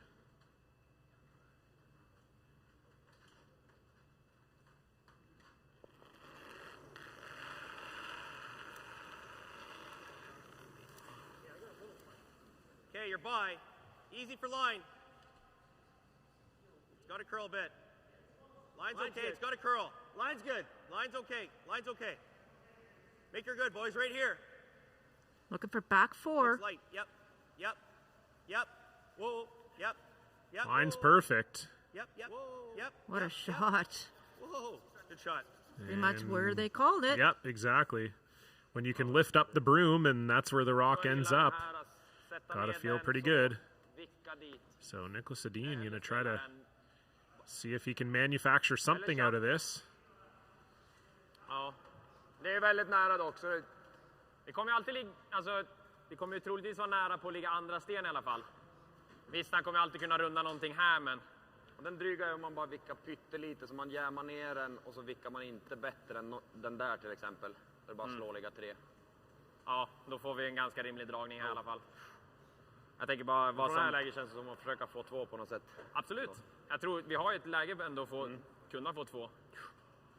Lite insida. Drar en curl och vi får den. Och vicka in där. Ja, vi behöver få in någon av dem bättre så han inte ligger 2. Ja. Normal. Okej. Så.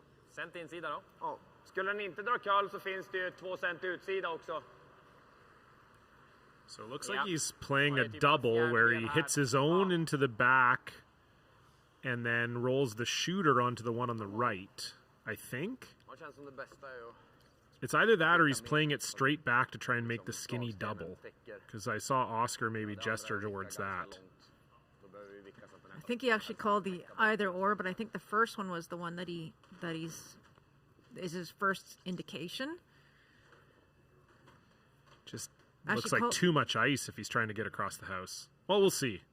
I'm guessing he's throwing it hard, and we'll see what happens. Well, he's not even really doing that. No, he's throwing normal. I heard him say normal. Whoa. Ekis. Nära. Whoa. In. Whoa. Whoa. Kalla.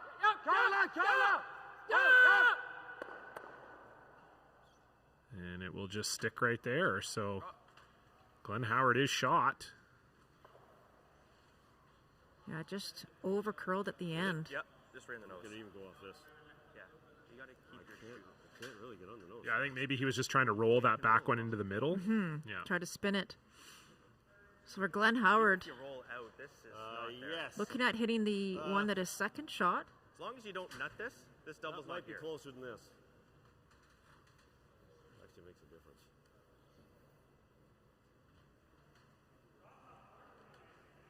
Okay. And he's got the run for 2. You put it right there, Tim. He's got the run for 2. Oh, over here? That's pretty good, actually. Still. Oh yeah, it's only for 1. That's a good call. This is Scott almost surprised. Well, wait, the lead had a good suggestion? Oh my God. You guys know the weight? There's a first time for everything. That went a long way. I don't hate that. Yeah, that's a good call right here. He's still got this though, doesn't he? Well, if you put it right here, he doesn't. No, I don't like the double. It's just really good, boys. Yeah, anywhere over here. I think this one's going to move. So, what's that? Agreed. Oh, that freeze? Yeah, take the same ice because, yeah. Is that where you had it? That's where I had it. Might even tighter than that. Let's take an inch then, don't you? Yeah. This will get in there. So it's Tim March with the call. Glenn Howard now with the shot. You think, so if I threw the exact same weight I just threw, do you think that'll be, it should be real good. So I think this is going to curl more.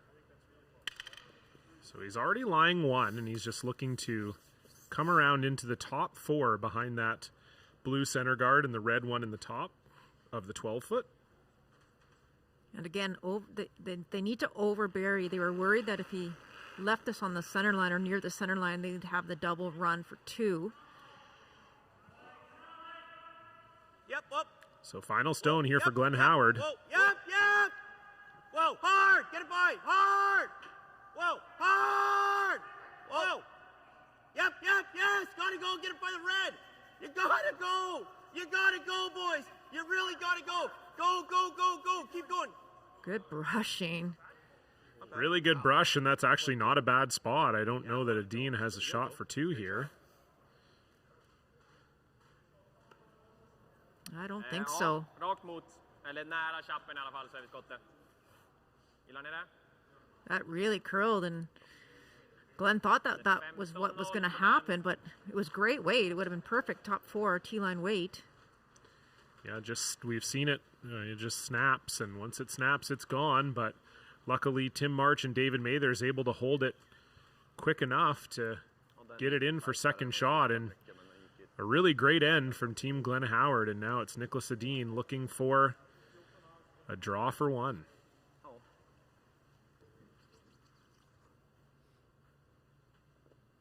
Det går ju att dra dem ganska långt då.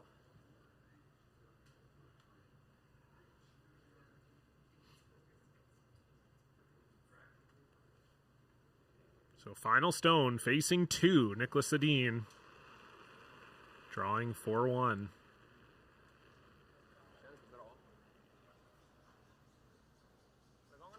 Kan behöva curla om vi behöver gå, men bra linje. Yes, gå, det börjar bli tight också. And the sweeper's coming out here.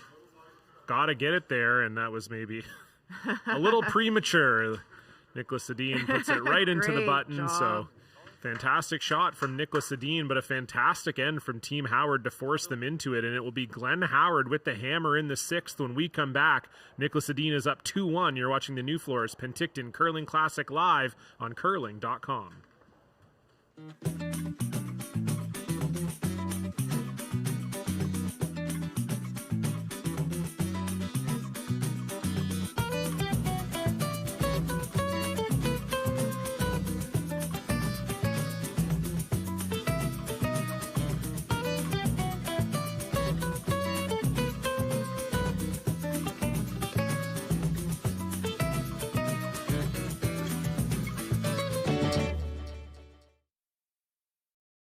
I'm a little bit of a nerd when it comes to landscaping. I've studied soil down to the microbes. It's that level of detail I bring to my work and to my business. Straight lines and a healthy ecosystem is what I'm all about.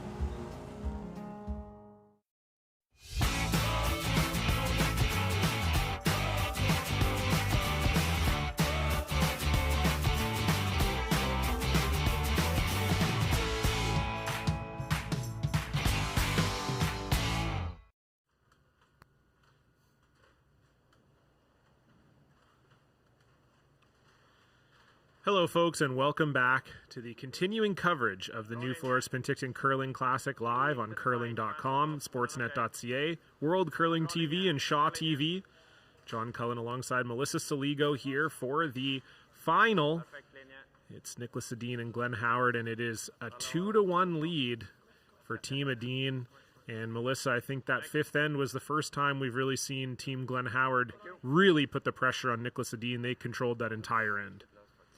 They most certainly did. They were putting their rocks in absolutely perfect positions. And even on Glenn's last one, he rubbed off a guard, but managed to still get it into the top 4 area. It really closed the port for Nicholas Edin to have to throw that draw against 2. And it wasn't easy, but Nicholas made no mistake.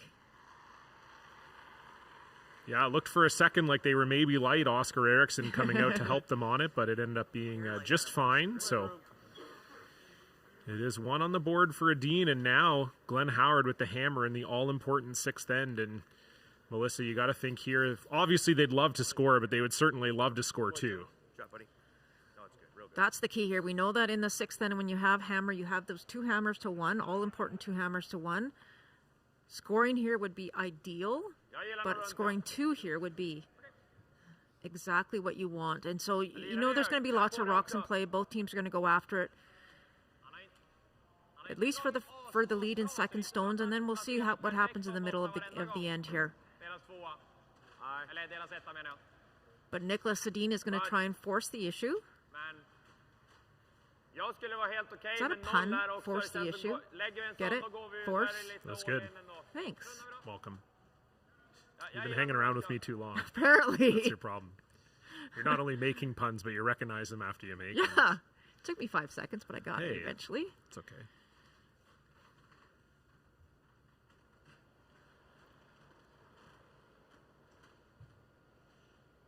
Bra linje. Topp 8. Bra linje. So Christopher Sundgren just trying to come around the center guard here. Bra linje. Ralle nu. Men inte längre än här dock. 98 fot. Fint fight. Mycket bra. Another great pair by Christopher. Yeah, no problem. And this is where Glenn Howard is going to try now and set up his deuce. He can obviously freeze to the one that was just thrown by Team Edin, but he's ignoring that and trying to pull the play away from the center line and get one buried behind the corner guard. Way out there. Dave, we really got to get this to Curl. Got to get this to Curl. Got to get to Hard, here. Dave. You got to go, buddy. All you got. All you got. Come on. Let's go. Come on, Dave. Hard, Keep hard, going, hard. Dave. Keep going. Keep going. Keep going. Keep going. Keep going. Keep going. Keep going. Keep going. Keep going. Keep going. Keep going. Keep going. Yeah, he just Okay. whipped it. Just whipped it. That's So right, Hattie. that'll be at the back of the house. It is buried, but will be accessible for Team Edin. Oh, Bob. Heard Glenn and Scott say that Tim just a little heavy there out of the hand, and they were forced to sweep it for the curl.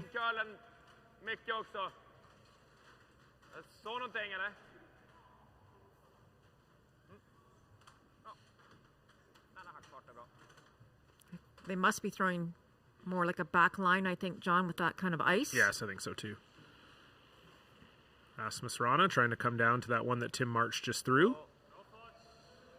course, Nicholas Edin will be playing in their first slam of the year next weekend in Oakville.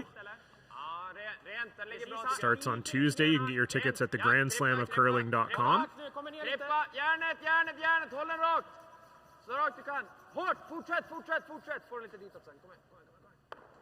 And Rasmus makes no mistake. One thing I'm always impressed with Rasmus is he obviously has a second, throws the big weight so well. But he also, we've seen, just even today alone, he's got such great touch on those like down weight hit shots. He really does. He's just an all-around great player. Might as well move it early. What's that? All these guys out here actually being able to throw the high hard ones as well as those soft touch. You don't think he'll play the double peel after, eh? Yeah, you're probably right. How do we get that one off the top 8? So either go here or there. Do you ever freeze to shot rock? Yeah? I'm just trying to think, how do we get rid of that at some point? I don't hate that. And then there's no blues in the house. I don't mind that. I don't want to throw a hit. Let's go I there. like this. So we talked about Glenn's plan here. He wants to try and get 2, and throwing a hit right now is not the best way to do that. So they talked about coming around the corner guard again, but we know how accessible it is with the soft touch. So they're going to throw the freeze on the one that's just biting the top 4. Yeah. Top Not 8. a lot of room for error. You can see the Like to go a bit. It's a that little wide perfect for Tim. shot Gotta that go, was gotta made go. by Christopher. You have to be right on the money here. And the last thing you want to do, John, we've seen it too many times this weekend, is that freeze and tick off when the weight is just a little too much. So that's what they're trying to do here, is get it right to the face. Doesn't quite get there, but Not, it's not in a terrible spot. yeah, not too bad. Not a gimme. Väldigt sned vinkel för dem att göra någonting här. Fryser de så har man den ganska snabbt.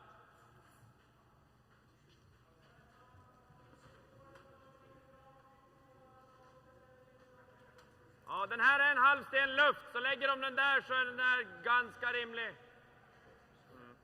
Jag känner lite, vi kan ju göra den här ganska bra och de kan ändå göra någonting med det. Ja, lägger man den lite fel så kan man ha otur att den linar upp sig där också. Exakt. Eller rakt råka täppa ner den till någon plats och de... Alltså, man ändrar vinklarna ganska snabbt. Men då ska vi ut här också. Vi inte spelar lika många här. Alltså, det känns ju i det här läget svårt för oss att göra det avsevärt bättre. Hur klipper vi garden då? Tjockt så här. Ja. Alltså ticka in våran är ju inte något dumt. Bara vi inte tar den som man vickar corner, men... Ja. Alltså, jag känner vi har svårt att göra det jättemycket bättre. Då kan vi lika gärna ta bort deras största chans för 2. Det är svårt att lägga den någonstans där de inte kan ändra vinklarna till sin fördel liksom. Och ner du Ralle och kolla bara på det. Vad vi än gör här så kan ju de ändra vinklarna och så helt plötsligt ligger vi lite för att... Team conversation allows Glenn Howard just to take a load off for a few minutes. Den här är ju perfekt. Då har vi 0. I like that bench he's sitting on. It's like almost exactly Glenn's size. Då har vi den gratisförsöket. They made it to the exact specifications of Glenn Howard. There you go. Got room for a water bottle and Glenn. Ticka ner den dit vore ju optimalt. Det vill få passa lite och gå för hårt för så att man inte gör en sån liksom. Det känns som en halv träff, då borde du inte mer än nudda den. Nej, då går du clean ovanför. Ja, jag håller med Niklas lite grann. Det är inte helt lätt. Alltså ska vi frysa här och vi linar upp den lite för mycket så kan den ligga där också. I think they're worried about going after that blue one, John. You can maybe just see all of it, but if you ever hit it on the wide side, it would tick off the red one that shot and actually roll to the back one as well, which would be what Glenn would call a disaster. So I think they're going to maybe peel the top corner guard. 40, precis smiter, kanske nuddar. Så sikta på 40 och så hoppas vi på en touch där.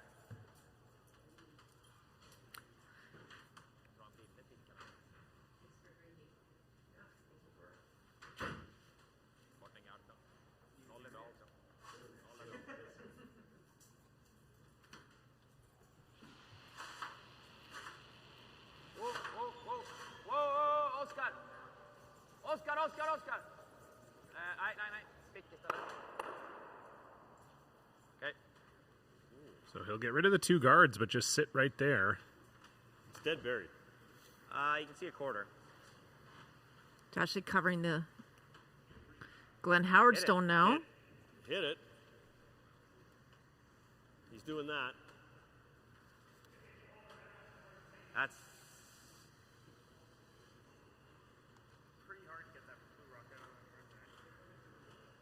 It's pretty in there. He's doing that for sure, I think. Problem is, we go here, it might make it easier for him. Maybe we just nose like it. Dave's saying, do you ever just hit and roll, sit 2? That's what I'm wondering. Hit the one in the top 4 If he ever misses, then you freeze. And roll to the side. Yeah, that could jam too. I like this. This is probably the call. Board. Yeah, I know. You gotta roll, baby. No.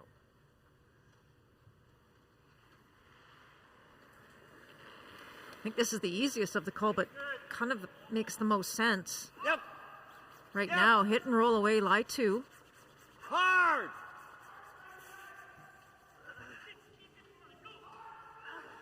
Whoa. Oh, it's a disaster. Everything's a disaster. I love it. Kom ner och kolla på den, Åge. Oh, and Oscar's going to come down and have another conversation. Men det är typ som den... Trying to see if they can get the double by hitting the one that was just thrown by David Mathers first. Or they can play the run double as well. Den är inte lätt. Nej. Men den här, så mycket som neråt som stenarna går, känns som jag behöver ta 70% för att få träff på den, och då känns det som den nästan följer med ner. Det där, eller försöka sticka den här. Eller sticka den där. Jag vet också att det gillar jag nästan mer, för vi kommer alltid rulla ut corner för den här om vi sätter den där sticken. Kan ju få den också. Kanske är clearing och skjuta garden. Ja, det finns ju inget hål, så sätt den mot tangeringen då. Det är bara otur om den sitter där nere. Ja, fast då har vi ju gjort dubbeln. Alltså då har vi ju fått träff där på andra. Ja. Ja, vi kör det. Ja, sikta på snärten. Blir det den, då är det ju vidöppet. Är det 70% nära för touch, eller? Ja. 3/4. Ja, det är nära. Ja.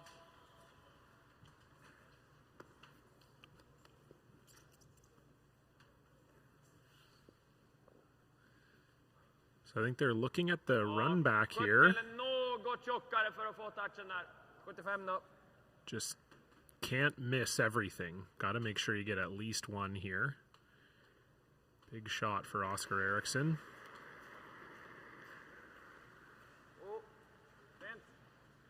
Japp, japp. Ja! Ja! Nej. Bra. So just about for Oscar Eriksson, but won't be able to get rid of that second blue, and Just things anything are above the looking tee, pretty eh? good for Team Glenn Howard right now. What was, how did Tim's run? Yeah, that was so close to being perfect, but great opportunity here now That is a lot of ice. for Scott Howard. Tim popped it, and it got to there. Okay.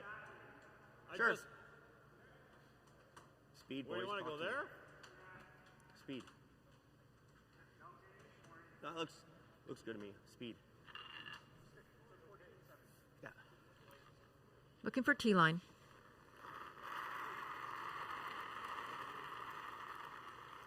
There, heavy, right So off Scott there. Howard just looking to split the house heavy. here and lie two. Heavy. Line's getting tight. No, we got lots of line. Line's tight. Gotta go. You gotta go. You gotta go. You gotta go. Got to get this by the guard. You're by.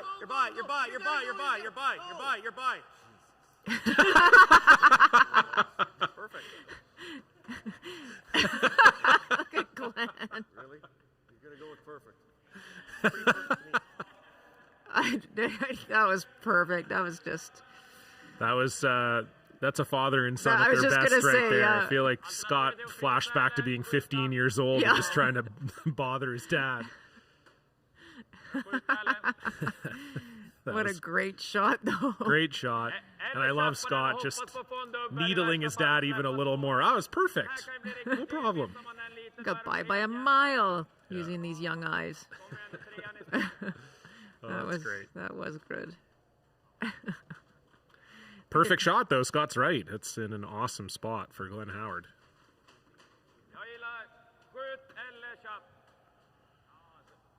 Om vi tjappar och de tjappar, då har vi dubbeln, eller? Ja. Okej.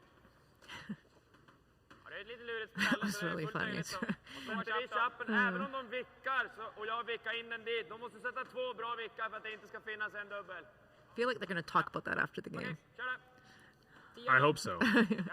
Maybe we could be there.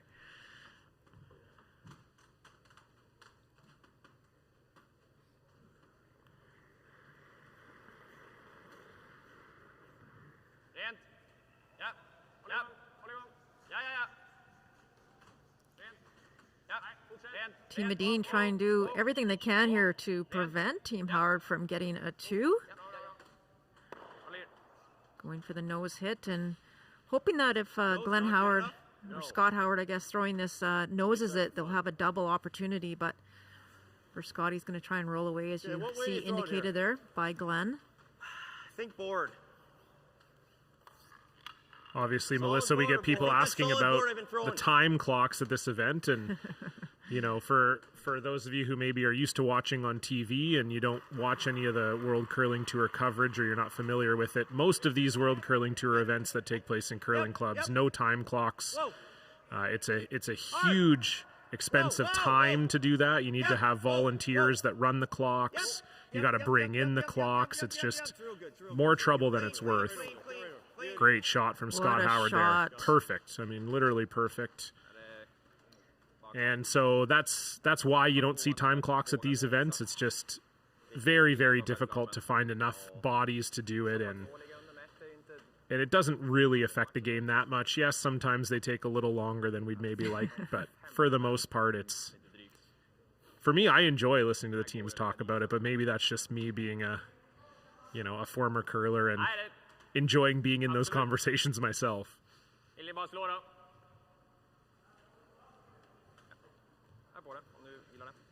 And I do. I like listening to them as well. I think sometimes the conversations could be a little less. Sure, but sure. Yeah, for the most part, it's a great part of our sport, and I know a lot of people getting exposed to World Curling Tour coverage here on curling.com, and we appreciate you joining us. And we're happy to try our best to explain it all to you. So Nicholas Edin, looking like he's just going to be giving up 2 here, Melissa. I don't really know that unless he gets a miss from Glenn Howard. Just looking to get rid of this one and maybe roll a little bit. Yeah, I think that's pretty much all he has here, and unless Glenn does miss his first one, I think they'll try and roll to center, try and so-called group the stones as much as they can, but there's really not a lot. Scott made such a great pair on his 2 stones. Same as you, board. So he'll get that slight roll, but I think for Glenn, even if he noses this, it's a pretty tough double for Nicholas Edin, probably impossible.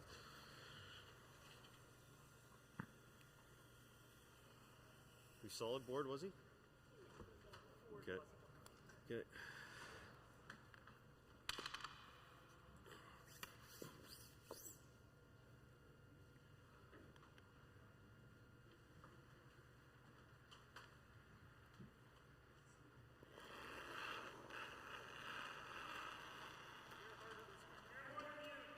Clean. Whoa, whoa, whoa, whoa, whoa, whoa, whoa, whoa, whoa! Clean. Yep. Right. Looks like a good shot by right Glenn. Gotta go, Dave. Good scrubbing, boys. Nice shot. So perfect shot from Glenn Howard. Certainly no double there. Well, that's about the best they can do. What Oscar, I almost called him Eric again. Oscar is pointing to, just hit and roll, biting the back 8. That's about the best they can do.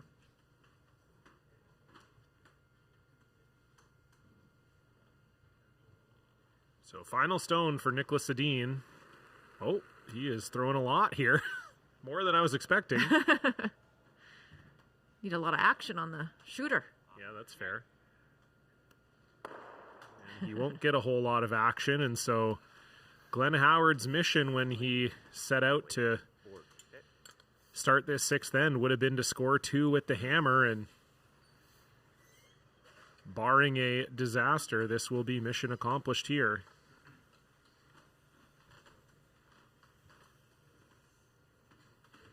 I think so. You think that was solid? Okay. A little more.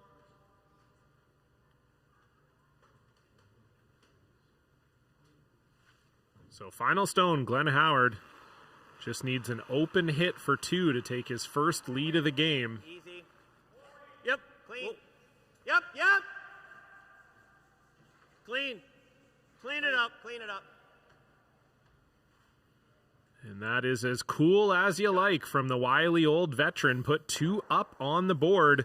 Glenn Howard will take their first lead of the game into the 7th end. They're up 3-2. Nicholas Edin will have the hammer when we come back. You're watching the Nufloors Penticton Curling Classic live on curling.com.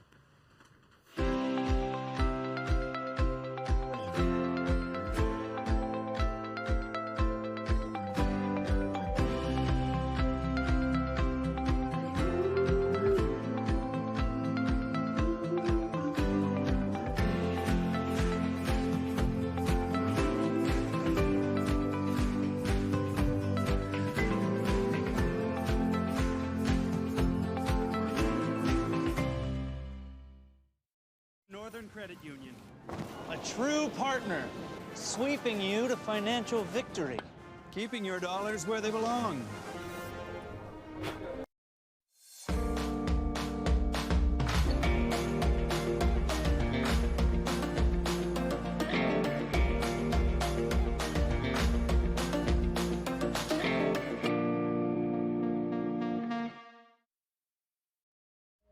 Here at Red Arena, we are trying to help people through equine therapy. Working with the veterans has been a very amazing experience. Our little motto that we always say is empowerment through horses. I love what I do. I'm just happy to be a part of it. Hello, folks, and welcome back to the Penticton Curling Club, home of the Nufloors Penticton Curling Classic. Live coverage here on curling.com, sportsnet.ca, World Curling TV, and Shaw TV. John Cullen here alongside Melissa Saligo. And Melissa, maybe a turning of the tide a little bit here in the second half of this game. Team Glen Howard, 2 fantastic ends in a row, resulting in a force in 5 and then putting 2 up on the board in 6. Yeah, two just fantastic, as you say, and Scott Howard making 2 pistols in that last end to set up his team to get that deuce.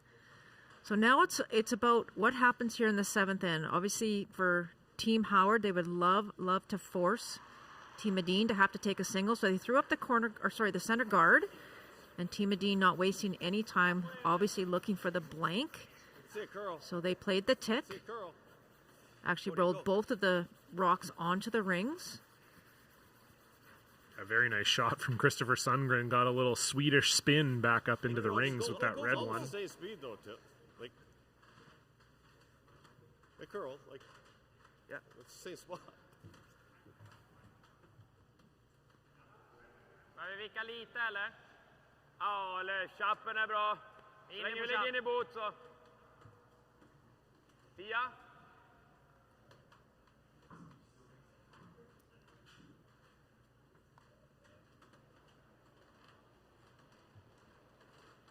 Looking to hit and stick and actually lie 2.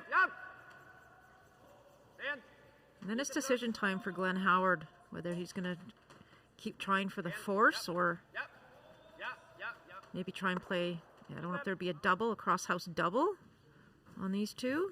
Hit and roll in behind the guard. Yeah. Quite a few options. Okay. That's just gradual. Maker, Davey, let's go.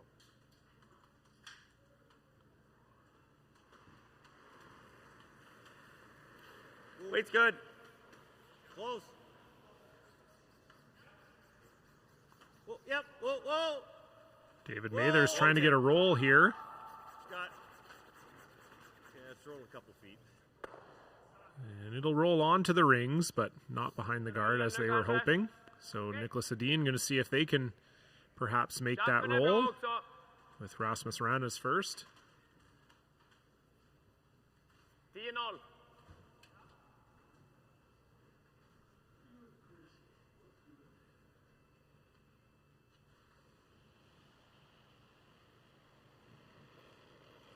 Yep. Okay, fort. Yep. In. Yep. Yep. Hårt!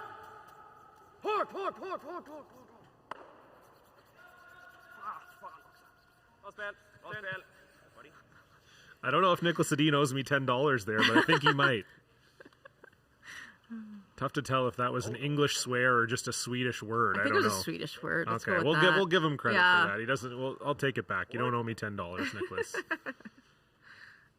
Just missing the roll there was Rasmus Rana. So give David Mathers a chance to hit and Hair light. Fly Hair shot. light. Yep, light. Weight's good. Whoa, weight's good. Close. Yeah, whoa, yep. Whoa. Tim, Scott. Go. Really want to get the flip under here if they can. That's a great shot. Really nice from David Mathers. But this might bring the blank into play here, which I think is what Nicholas Edin was sort of angling for this whole time. Even though he's down 1, Nicholas would love to have the hammer in the 8th end.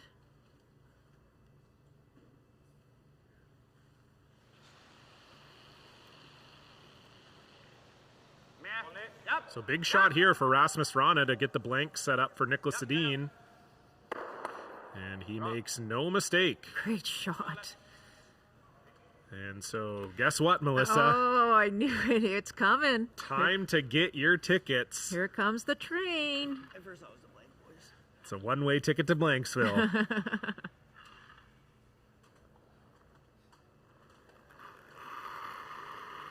I have to be honest here, Melissa. Some of our Swedish fans here in the chat are sewering Nicholas. They're saying that was not a Swedish word we heard, but rather an English one. So, oh, dear. Unfortunately, that will be payable to me in Canadian dollars and or euro. I'll accept both. The fee is 10 no matter what.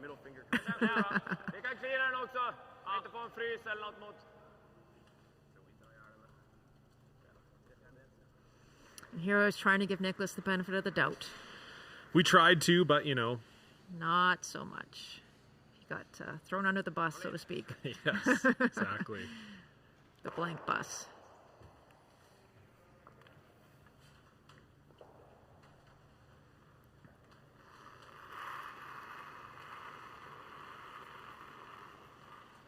Was not throwing it light. Just keep a broom down so it doesn't pick. Kind of warping, kind of knuckling.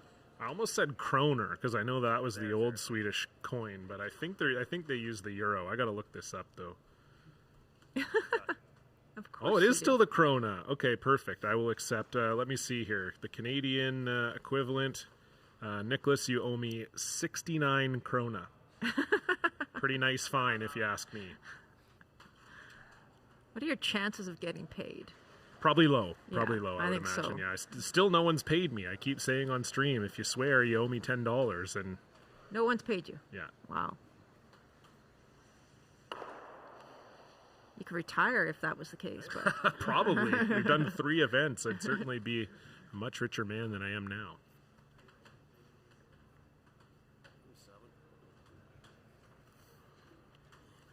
So again, this event brought to you by Nufloors Penticton. For all your flooring and carpeting needs, check out newfloorspenticton.ca. And our final also presented by Travel Penticton, Canadian Tire Penticton, and Interior Roofing. So we thank them for their support of this event. That's fine. Actually, it's sliding real good. Sliding real good.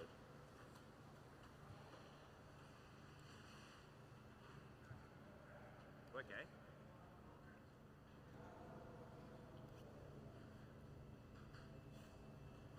just waiting for this one to stop. Oscar putting a lot of effort in the brush there. Well, sometimes you like to just feel like you're doing something. That's right. Yeah. One-handed. Yeah, why not? Off to the side. Not really in front of the path. Our next event here on curling.com will be the Stu Sells Halifax Classic. It's coming up November 10th to 14th.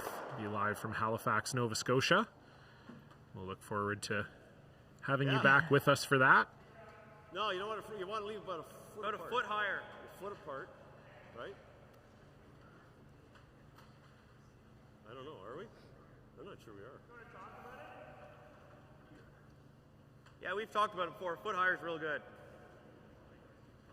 See, freeze is useless. He's going to blast it. So you got to keep it about a foot apart. Yeah. Right on the buttons is perfect. Right there. Even top button's okay.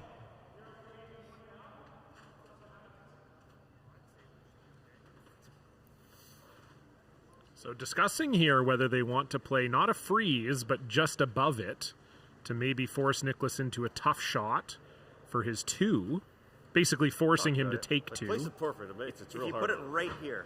And you might get a Put your force. block right here. Or sorry, you might get a steal Still pretty rather. easy, but it's a shot. He's going to make something. Yeah, you heard Glenn say they don't want to freeze it because that means that Nicholas will just blast everything and get his blank. Easy, it's an easy hit for 2. I don't think Glenn's unhappy if Nicholas does third, get 2 here. He's gonna He'll be down 1 with hammer. Sneaky force. Most teams do like being down 1 with hammer. I think the percentages, John, do you know the analytics on that? No, I don't, but it's good. Better than being up 1 without? If it goes Yes, back here, I think it goes so. back here, but right there's perfect. For sure. You guys all good? Yep. Just the exact same line. Okay, just this little All right, hair. team So they decision also made. said too, it's the ideal here for Glenn Howard is that they force actually. So if they put it just on the button here, just above this stone, and Nicholas goes to try to take 2 and for whatever reason can't get 2 to count, now you're tied with Hammer, and the analytics really like that. So I kind of like this. Maybe, as Scott Howard said, a potential sneaky force here for Glenn Howard in the 7th. His final stone, looking to put this one just on the button above the Edin counter. Oh, then. Looks heavy. Right off then. No, it's just... It's a missile.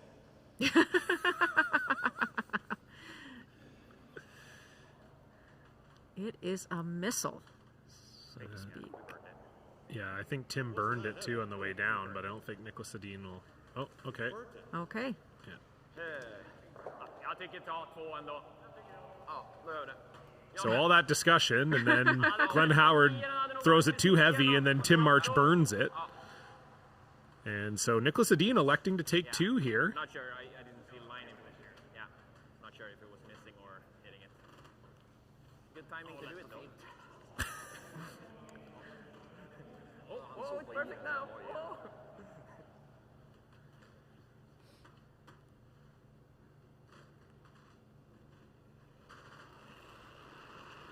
Yeah, Nicholas deciding to take 2. We know some teams would actually peel their own peel out. Here and have Hammer going home, but maybe they like their chances better with without the Hammer.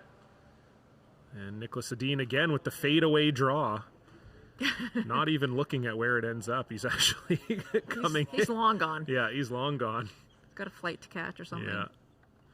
And so he will make that without difficulty. So an interesting strategy call from Team Howard, and another interesting strategy call from Nicholas Edin, deciding to take their 2 here in 7, and they'll take a 4-3 lead into the 8th. Glenn Howard will have the Hammer when we come back. You're watching the Nufloors Penticton Curling Classic live on curling.com.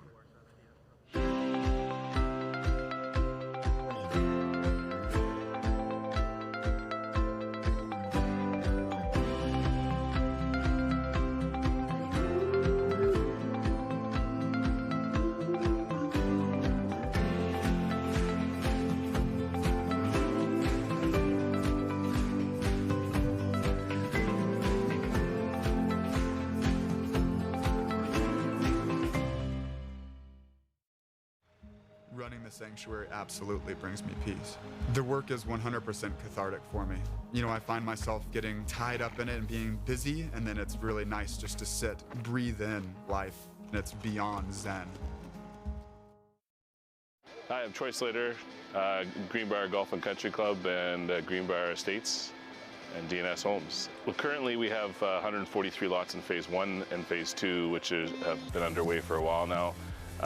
And as you can see around Greenbrier, it's a great developed area just on the outskirts of Saskatoon, and now we've just started Phase 3, and we have another 54 lots available for sale now.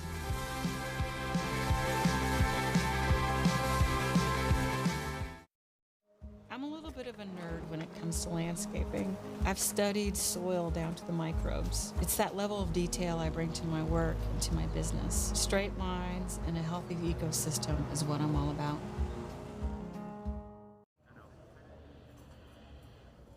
Hello, folks, and welcome back to continuing coverage of the Nufloors Penticton Curling Classic live from Penticton, BC. You're watching on curling.com, sportsnet.ca, World Curling TV, and Shaw TV. John Cullen alongside Melissa Saligo. And Melissa, a bit of an interesting end to the 7th there. We thought we were on a one-way ticket to you-know-where, but Glenn Howard maybe making a little bit of an interesting strategy decision, and then Tim March ended up burning the stone, which gave Edin the choice whether he wanted to peel out his own for a blank or take 2, and he decided to take 2. And he's got a 4-3 lead here.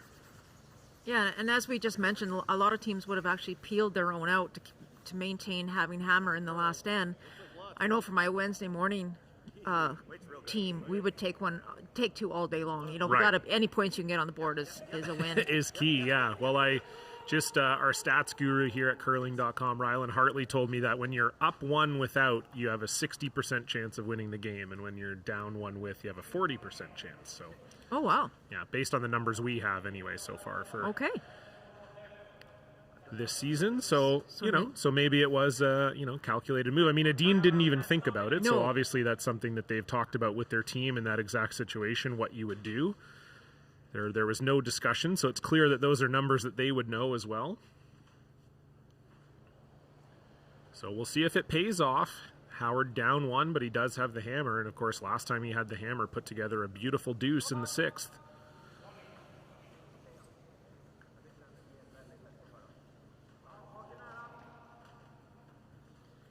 That first Team Edin stone just slipping to the back of the 4. They would have liked that actually. Probably top 4, top button.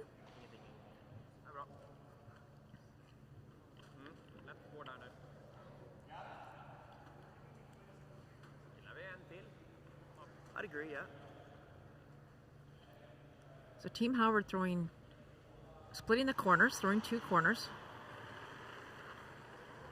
Through it. I think you could go. Way out there, boys. Right to my boom. Easy, easy. Right to here. Looks heavy. Whoa. Whoa. It's got to stop. Good boy, Timber. It's perfect. So nice pair from Tim March. Looks like we've got an interesting end ahead here, Melissa. I think so. All the rocks in the right spots, with Christopher's rock just a little in the back 4 there. That could make for some fireworks here. Yeah, Nicholas talking about throwing another center guard. Right now, the draw path to the forfeit is not easy, if there is one. I don't even know if there is one. Yeah, maybe. Not really. Maybe on the outturn. Probably get there for shot right now, but we're a ways away from that one yet. So Nicholas Edin is indeed going to throw the double center here.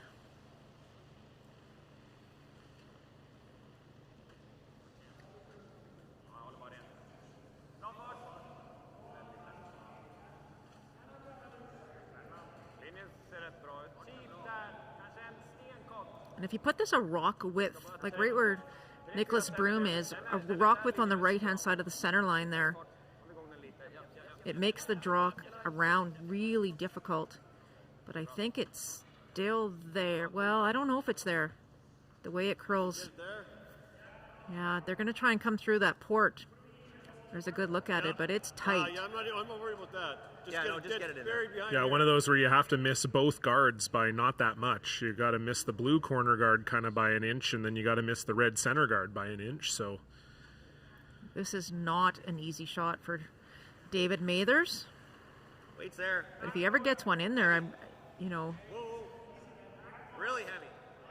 That's when you look back at Christopher Sundgren's first rock and it going behind the tee line. Get it by. Whoa. Back court.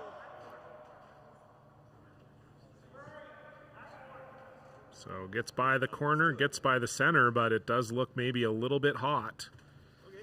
So it'll come to the Nicholas Edin stone, and I would imagine we'll see Team Edin follow.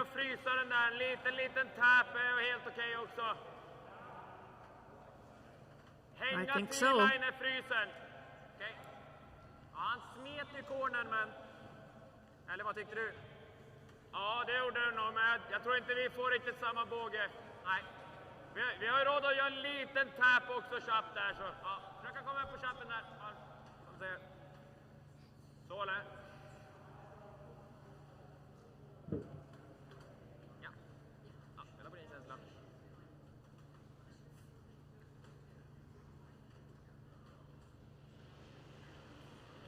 So Rasmus Rana will try to follow David Mathers through this port.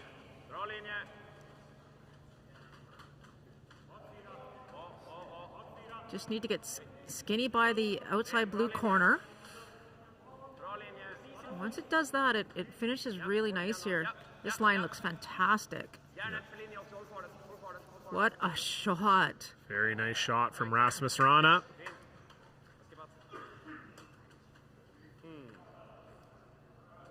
We'll have to bump it a bit, but get to the nose. Yep. Okay. Give your hair less. David Mather's throwing the exact same shot, just about, well, probably the same weight actually. They want to get to the face of that red stone and actually bump it a little bit, try and unlock those two rocks behind it. Definitely more weight. This looks a little tighter line. A lot more weight. Whoa, whoa, whoa. Whoa. Scott, They don't want a lot more weight, that's for sure. Can't afford to click off here. Keep going. You're moving it. Keep going. It's going real good. Go, Scott. Go. Got to get to the face. Nice shot. And they will. Beauty shot from David Mathers, and so it's Glenn Howard lying one with the hammer here. Samma igen. Bara frysa. Ja. Topp 4 nu då. Ja. That's what you call a closed-off scoring area, John. Not a lot of room. Yeah, it's a great shot from Mathers, but you know, you're already thinking now with only 4 rocks to come, how does Howard score 2? Obviously, lots could happen between now and the end, but it's certainly something that's on Glenn's mind right now, no question. And especially if Oscar Eriksson can put this one right on top of the pile.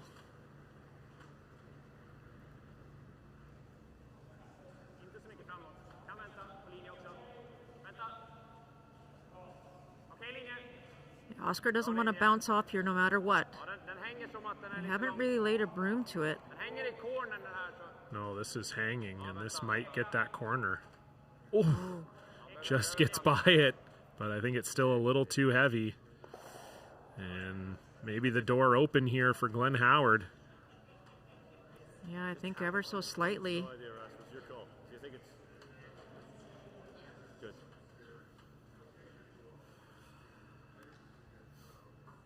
Well, if you could ever do that. Basically the same shot as Dave. Oh, you definitely get low. You hear Glenn there, you can definitely get low. We probably won't be second. Just fine. Just getting to the face or inside of that red stone, tap it back. Back here, Scott.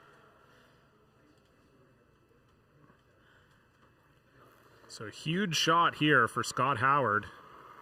He's got to get through this port and move this stone just a little. Yep, whoa, yep. Whoa. Whoa. Yep. You can hear the front end saying it's a bit light. Whoa, hot. Dave. Looking for back four weight. Dave. Yeah, this is a little lighter than the ones we've seen here. They got to get this across the face. And they do. Nice shot from Scott Howard. Really good shot. Continues to be Glenn Howard only lying the one, but trouble starting to mount here for Nicholas Edin.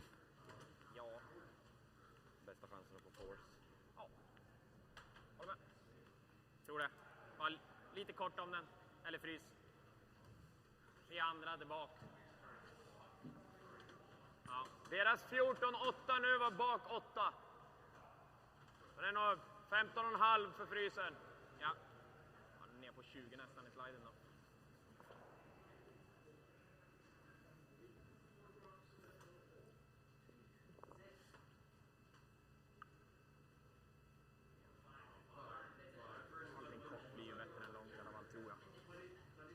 So Oscar Eriksson going to put another one on the pile here. His last shot here in the 8th.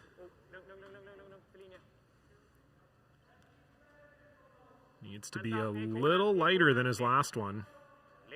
Yeah, the last thing he wants to do is tick that blue rock in, but this one's got to get by the center, or sorry, the corner. This is snapping. Wow. They had to wait so long for it to get by that corner guard that once it did, as we've mentioned a number of times, the weight comes off so very quickly. So I think there's a really good opportunity here now for Glenn Howard. Can he ever get to the inside of that red stone that's just on the side 4 foot there in about the 330 position? This is fun. This is fun. Well, Tim's right. What if you peel this? What good's that? You gotta just run this and just hit the 5. You can't. That's hard, Tim. It's impossible. Well, you can, but... Oh, yeah. We could go there. I don't think I can get there. You could hit it. I think every rock's in play, John. That red one. Yeah, it is. Every single rock's in play. All 12 so far. Oh, it's definitely there. Or 11, I should say. Wait, get it with the intern.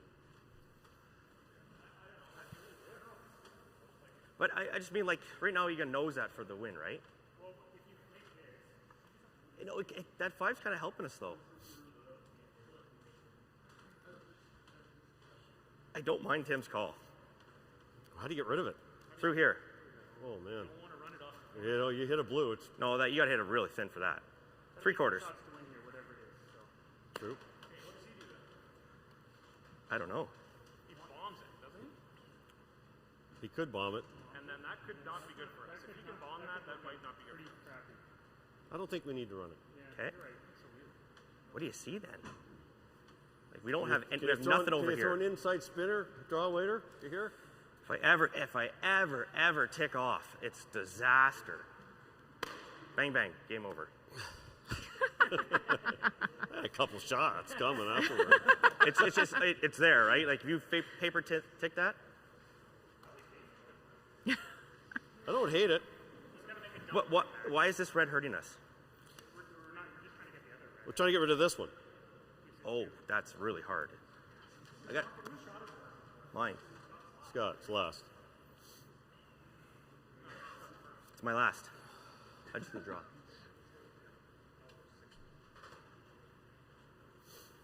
You know, it's a tricky end when you can't even remember which rock it is.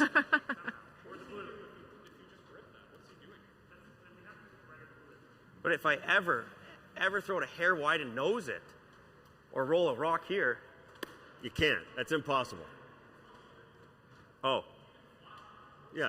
It's there. I don't hate the call. Like, if you hit it as thin as you can. This is probably going to move this, but... You can't flash it. No, I don't think so. I have to throw the outer in middle of the rock. You got to cross it. I just don't see what it's... Yeah, you got to throw a rock here. No, but what do you like? I don't mind this call. Okay. Unless you think you can somehow get it there. No, I don't think so. Nose is not good, eh? I can't get there. Give it a go. Okay. So they're not really sure if anything is all that good. They like the way the rocks are positioned right now. You're trying to hit this as skinny as you can. Yeah, so out turn. Really? Okay. But there you go. So they're just trying to get rid of the 2 reds that are in the 4-foot right now. They probably lose the blue. That it's the 1 red is welded to, but they would be lying 2 after this is all over. Yeah. As we heard, they just don't want to nose here. No, so it's a rocket, I believe. Trying to get rid of 2. Yep. Whoa. Whoa, whoa, whoa, whoa, whoa, whoa, whoa. Yep. Whoa. Oh. It was never hitting the red. Yeah, I don't even know if that was there. there. No, I don't either. But if you had to throw a rock, it still leaves them in the position they were in before that they kind of liked. So maybe not the worst case scenario there for Team Howard. We'll see what Team Edin thinks. Ja, vi andra. Vi är 1 centimeter från det vita. Den här är 5 centi.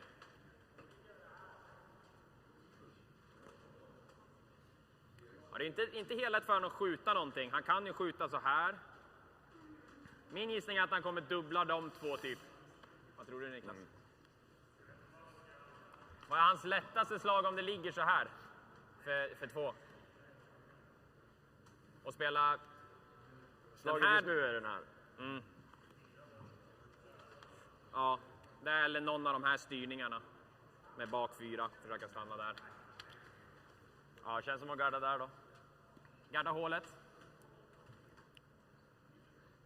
Vill vi ha? Jag ser inga annat. I don't think there's a lot of good options here for Nicholas Edin, to be honest, John. And you know, are you thinking right now, how do they prevent them from getting 2, like just forcing them to 1? Yeah, that's the one thing that's working in their favor right now is that Howard's only lying 1. They're talking about guarding here. Yeah. So I don't think they really have a play into the rings that's going to help them in any way. Jag gillar hög där. Right now, Lägger den sig ner mot den där så det kan ju ändå hända saker. Är det lättare att spela... the one they're worried about right now is the redstone that's at the back four side. They don't know if Glenn Howard can hit it hard enough and spin it up and try and remove the red shot, that second stone, and I think he can. So I think this is all they have is a guard and try and protect that path. Yeah, I agree. Yeah, there's no good peel here. There's no good draw here, really. This is kind of all they have.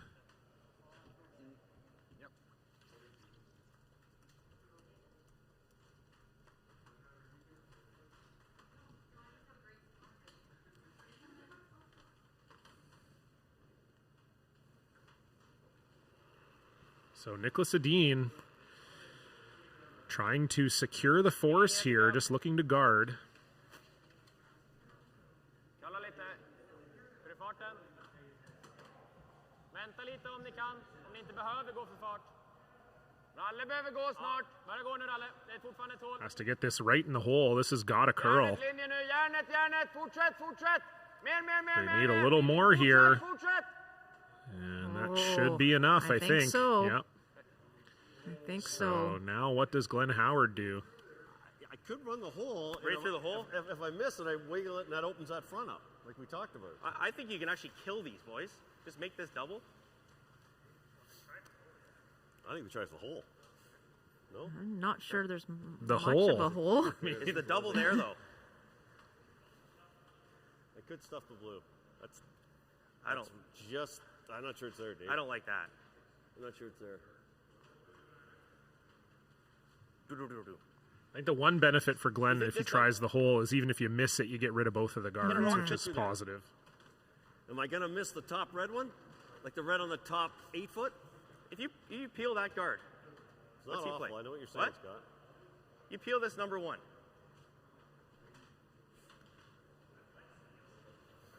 Or you take your chance and try to run it now and sit 2. That does nothing for us. I don't mind running the hole as long as I don't do tick that and go like, well, that's not bad either. Run the hole, paper tick that, and go through. Getting rid of that's a not bad option. Or you run it straight back and just sit 2. There's a million guards. I just feel like if run this straight back and then I can leave something, the red's back, the back. I think we'd go through this hole. You think this is here? Yeah, I do. I do. Anybody? Looking for some support. Anyone agree with me? I don't know. It's not only that you got to get through the hole, but then it's even if you do get through the hole, does it actually spin up and get that red one out? Because I feel like he'd be throwing the out turn for sure. Center guards, that's huge. And I just might. Well, I guess he's throwing the in turn because he said he was worried about racking on the top. I'd be almost tempted to run to play the shot that Scott was mentioning is just hit the center one straight back and try and line 2 after his first shot. Then what does Nicholas do? He has nothing. But I think it is too. Oh, good save. I got it in touch with it. In turn, out turn, in. That was an expert little breakdance move from Scott Howard to avoid disturbing the house. That would have been a disaster. You want to talk about a disaster. So here we go. Glenn Howard trying to get through the smallest of holes. Close. Whoa. No. It's got to curl. Curl. Okay, good shot. And he will jiggle his way through the hole. Doesn't touch anything in the house, but gets rid of both of the guards. Det ska vara typ en snedfrys där, va? Ja. That was a good shot. Även om vi lägger den där så känns det som den där alltid är där. Perfect. Vi måste komma in så mycket emellan så... Typ, alltså garda skjutningen, det är hans klart lättaste slag. Nicholas is guarding for his life here. Hey, you can't guard both shots. Ja, exakt. Alltså han har inte så mycket så att den är... For Glenn Howard, he's got the straight run. Red, blue, red. They're worried he has the red one on the right-hand side and spin up and knock the other red out, double that one off. So can he take both of these away? I'm not sure. Men är vi här, då känns det nästan som den här är lättare. Ja, jag håller med. Så antingen spelar vi på att lägga här eller frysa, men minst. One thing I do know from my interviews with Nicholas Edin, what he just said, "Oh, la main," that means I agree. All right. I don't know what he's agreeing with, but I could. You had been asking me for a translation. Attaboy, John, you I know. came through. Thank you, I gotcha. Han har 7-8 cent i luft till röd där, så... Ja. Han spelar inte stenhårt i alla fall, så... So Nicholas Edin just, Nästan en sten för att han ska få... I think, trying to guard here and trying to guard everything. Yeah, trying to half guard the red one that's just out front, half guard the red one that's at the back left there as we look at it. So put it somewhere, I guess, around the double O's in floor, or even a little bit deeper on the... Yeah, I don't know. Just put a guard somewhere in the way. Yeah, put a guard somewhere up there and hope Glenn doesn't make a shot for two. So final stone for Nicholas Edin. Guarding for his life. Up one here in 8. Okej. Behöver stanna lite för linje, tror jag. Jag tror bara sitta snart. Sitt. Bara sitta. Det är överköl om någonting. Oh, this one's curling quite a bit. Sweepers both backed off Yeah. it. So he'll be guarding the middle one. Is it there? But I think the hole is open. Certainly. Gotta move it 4 inches. No, it's gonna go sideways. Yeah. I think it's your best shot. I think it's his only shot. Well, it's either that or you triple run the Reds. True. You don't think this goes, Dave? What's the call, John? What are you going to do? So throw it as hard as you can. Hit that red one on the right-hand side, half a rock on the inside, and hope it spins up and pushes the other red out. This is hard. That's really hard. Or I run that. I don't like that one. Dave was mentioning the corner guard on the right-hand side, just out of our picture, and running that into the two reds. That's an option as well. You're hitting like 2/3, right? Running the 3 of them is just so hard to get the angle exactly precise. And so Glenn really thinks that this one will go, and I guess we'll see. Yeah, I think you hit it anywhere low side. I think it's there. It spins for sure. huge. Yeah. With a rocket, as they would say. Yeah, you almost hit it where the broom is, or even a little less.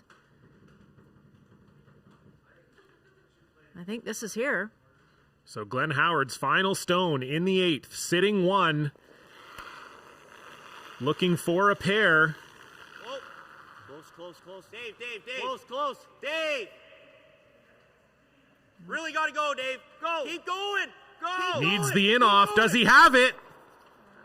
He does not. It will not move far enough. And so guarding for his life is a saving grace for Nicholas Edin. Glenn Howard only scoring 1, and we're going to get some bonus curling here at the Penticton Curling Club.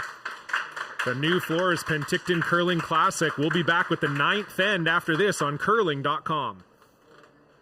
Running the sanctuary absolutely brings me peace. The work is 100% cathartic for me.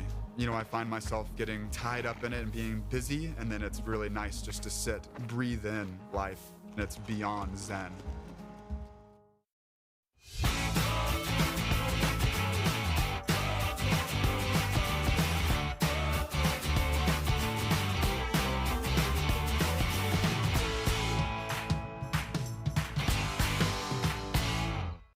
Northern Credit Union. A true partner, sweeping you to financial victory, keeping your dollars where they belong.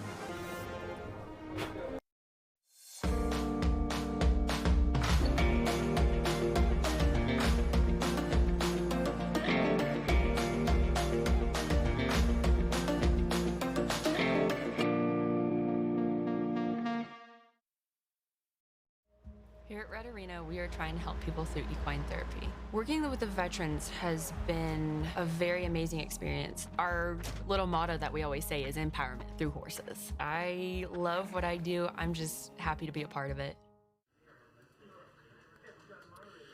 Well, hello, folks, and welcome back to the Penticton Curling Club, home of the Nufloors Penticton Curling Classic. And look at these two strong skips having a fantastic game here. Glenn Howard and Nicholas Edin. This is ninth end. It's bonus curling. Melissa, we are going to see if Nicholas Edin can make it happen. And Tim March, his first one here. The sweepers thought it might be heavy, but it's coming down, so had to stop my opening spiel because I got nervous there for a second that was coming in the house. But Glenn Howard looked like he probably did have that shot for two, just threw it, as Scott said, maybe just a little wide. And so Nicholas Edin, his gamble in the seventh paid off, forced Howard to one, and now it is a tie game, and Nicholas Edin will have a chance with the hammer to win it. Yeah, that was so close for Glenn Howard. You don't get those opportunities very much, and had the chance, and unfortunately just need to curl another inch. So extra end here now, opportunity with hammer Team Edin playing the tick, trying to keep the forefoot open and see if he can score his single here in the extra. Same spot. Great shot there by Christopher Sundgren. Made a few of those, and so far today. So Tim maybe will bring his sweepers into this next one. Yeah, I'm sure he will. He's just trying to give them a little rest. Yeah, why not? I always love that. It's all there. Ooh. Especially when you make the shot. I don't want to rest if you don't make it, but if you make it, yeah, then for sure, I'll take the rest. They're resting again. Yeah, this has been a lot of curling for Glenn Howard all year this year, too. This is their sixth event of the season, so. And, of course, they've gone deep in most of those, so it's a lot of curling they've done so far this year. So they'll take the rest where they can get it. Glenn Howard has played 40 games already this season, Melissa. Oh, my goodness.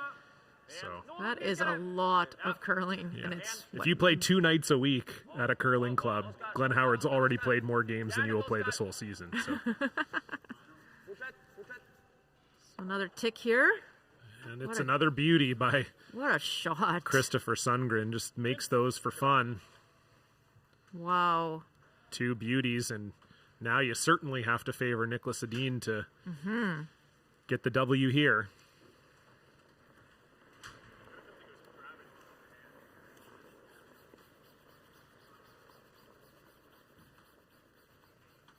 Weight's good.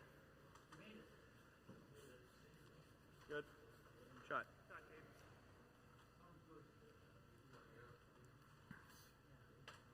Svårt att undvika, så skickar den in i den där högen. Tar du den tunt över så är det fine, men...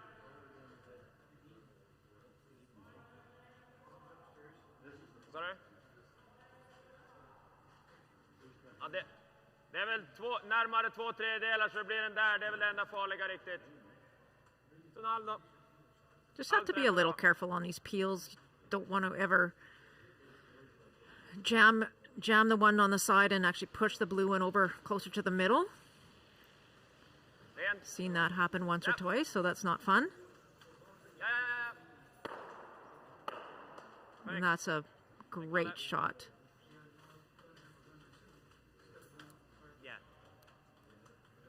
Yep.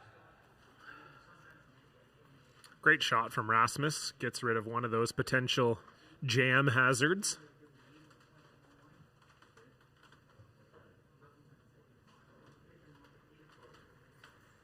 Sometimes you would throw another center here, like, 1 or 2 more rocks before you make this play behind the one and lonely corner guard. That's really heavy. Still heavy, heavy, heavy, heavy, heavy, heavy. Heavy, heavy, heavy, heavy. It is. This really needs to stop. Maybe. No, just. I don't think it's going to. Yikes. That's a tough one for David Mathers. And now Nicholas Edin peels this guard, and if you're Glenn Howard, you're praying for a miss. It's about all you can do. I think so. So just 2 great tick shots to set this all up, and obviously talking about maybe eliminating ticks from the game, Melissa, that's one of the proposed rule changes. And as a former lead, can't say I love it, as it's, such a tough skill and one of the things that really makes leads so valuable, as you can see from Christopher making those 2 ticks there. Yeah. Yeah, I can't say I love it either, to be honest, John. But I guess they're just trying to make, keep more rocks in play and keep more action. And Well, you're well over, aren't you? there was a conversation too about blank ends. Well over. Yeah, there's lots of convos There's lots of happening, conversations happening. We'd need a whole nother game, and we'd have to ignore everything that was happening to talk about those. But yeah, certainly, I don't know. I just think it's a part of the game. I don't really understand why you ban shots, but we'll see. Maybe, our 8th end was pretty darn good to watch. So, but in my opinion, this is also great to watch. We got to see Christopher Sundgren make 2 perfect shots and really set his team up to win here.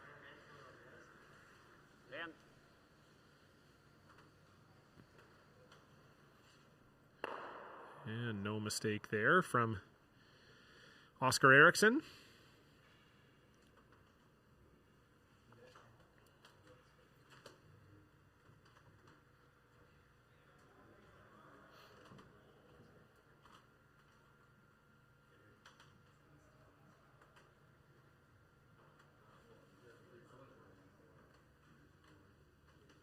Glenn Howard just trying to think of something. I don't know if I've ever seen draw the back corner before. Maybe freeze to that one. Yeah, there's not a lot of good options here, obviously. Team Edin is so good at peeling that. Right here. Yeah. A little bit jammed. I don't know. Yeah. It could jam. Yeah. Yeah, and if he hits it wrong, it could roll. Yeah. In. Sure. Trying anything. I don't hate it.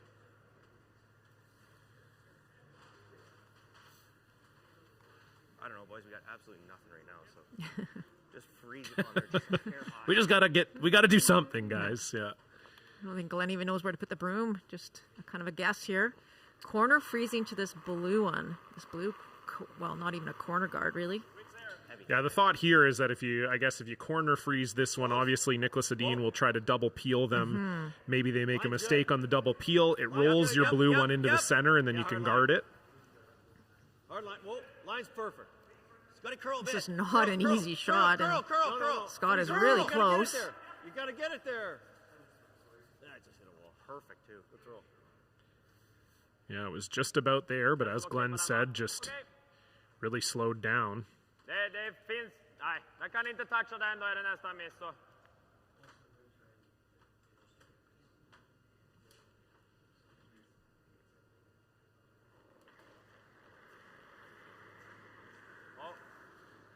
And.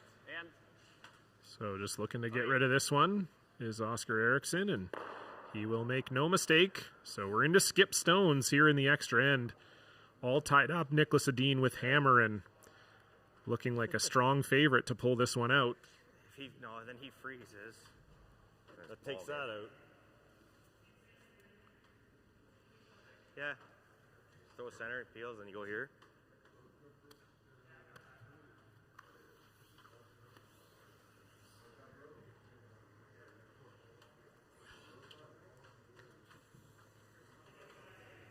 No. Halfway. I think all Team Howard can hope here is for a miss by Nicholas Edin. Throwing the center, waiting for the peel, and then they'll freeze to those 2 on the back. Is it? Yeah, okay. The back of the rings there on the right-hand side. That's about all they have.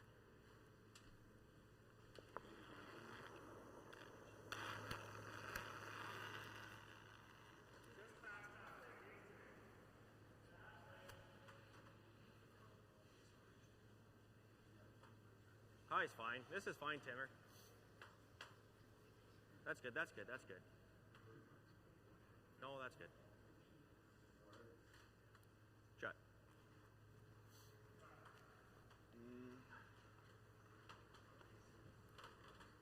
So Glenn Howard will put up the center guard, and Nicholas Edin will peel it, and then I would expect Glenn will try to freeze to those back 2, or at least draw somewhere over there, and then Nicholas can decide whether he wants to hit or draw. I would imagine we'll see him draw.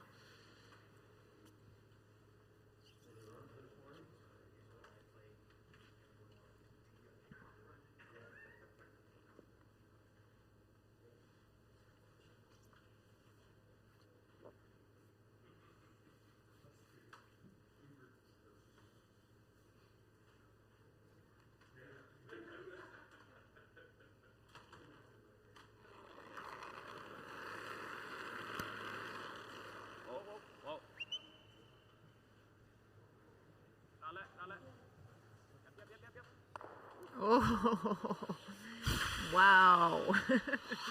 Just? Yes, no kidding. That's big exhale time for Nicholas Edin. Maybe he just got that one back a little bit and just shaved that guard off the center line. Oh, I see. Right there. Slow, yeah. Oh, he's got to throw a bomb to do that. What? Yeah.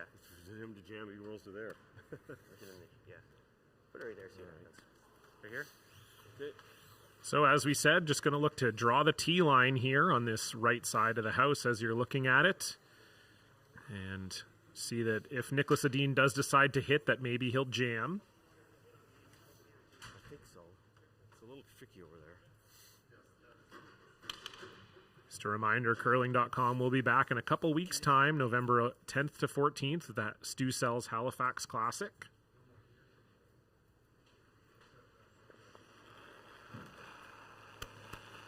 Final stone here for Glenn Howard.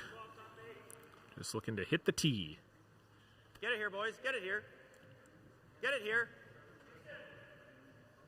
Line's perfect. Yeah, more important about the weight here, just trying to get it to tee Get it line. here. Come on, boys. Just force I don't think you hurt it. It's really light. Nicholas to have to make some kind of shot here for the win. Great brushing. Really wanted it to tee line, but a little light. That's okay. 15-7. So now I think we'll see Nicholas draw. Most certainly.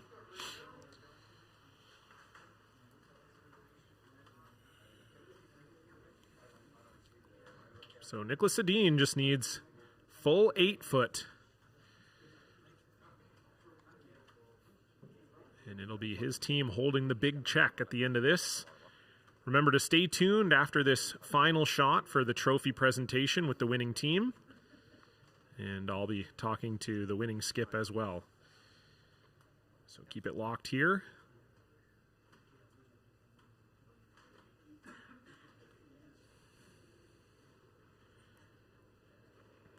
Final stone, Nicholas Edin. Extra end. Needs a full 8 foot for the win. Lite lös om något. Sweeper's on it right away. Obviously not heavy. Sweeper's on it right away. Can they get it there? I think so. Great early pickup from Sundgren and Rana, and they say if you come at the king, you best not miss. And unfortunately for Glenn Great Howard, shot. he couldn't make it happen today, but 2 straight finals for Glenn Howard, but a win here in Penticton for King Nicholas Edin and his team from Karlstad, Sweden. Phenomenal effort from both teams. Thanks everybody for joining us here on curling.com, sportsnet.ca, World Curling TV, and Shaw TV. We'll be right back after this break with an interview with the winning skip and the trophy presentation, so stay locked for that. Running the sanctuary absolutely brings me peace. The work is 100% cathartic for me.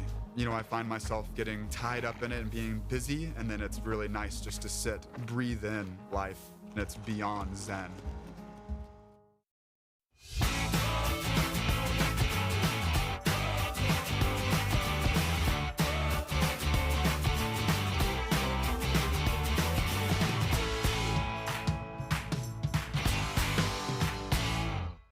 Northern Credit Union. A true partner, sweeping you to financial victory, keeping your dollars where they belong.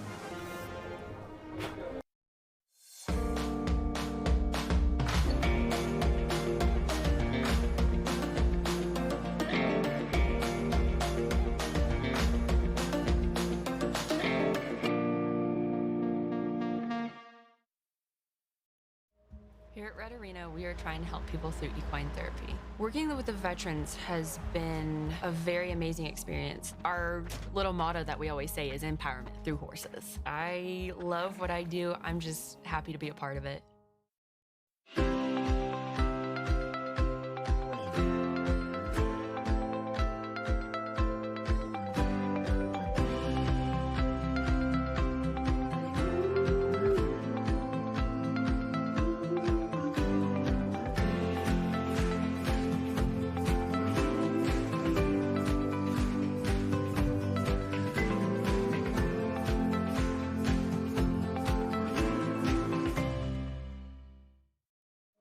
I'm a little bit of a nerd when it comes to landscaping. I've studied soil down to the microbes. It's that level of detail I bring to my work and to my business. Straight lines and a healthy ecosystem is what I'm all about.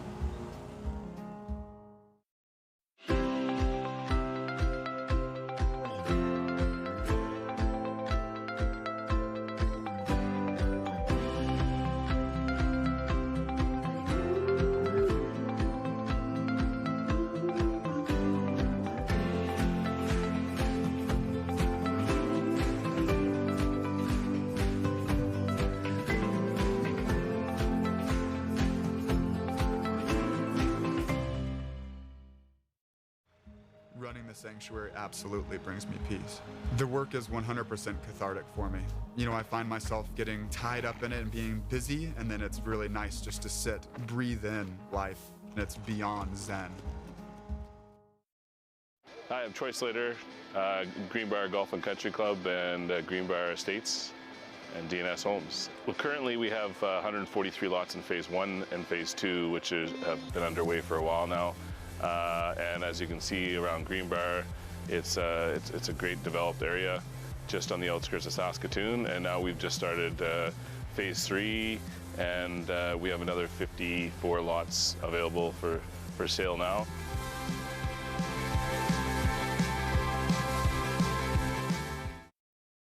I'm a little bit of a nerd when it comes to landscaping. I've studied soil down to the microbes. It's that level of detail I bring to my work and to my business. Straight lines and a healthy ecosystem is what I'm all about.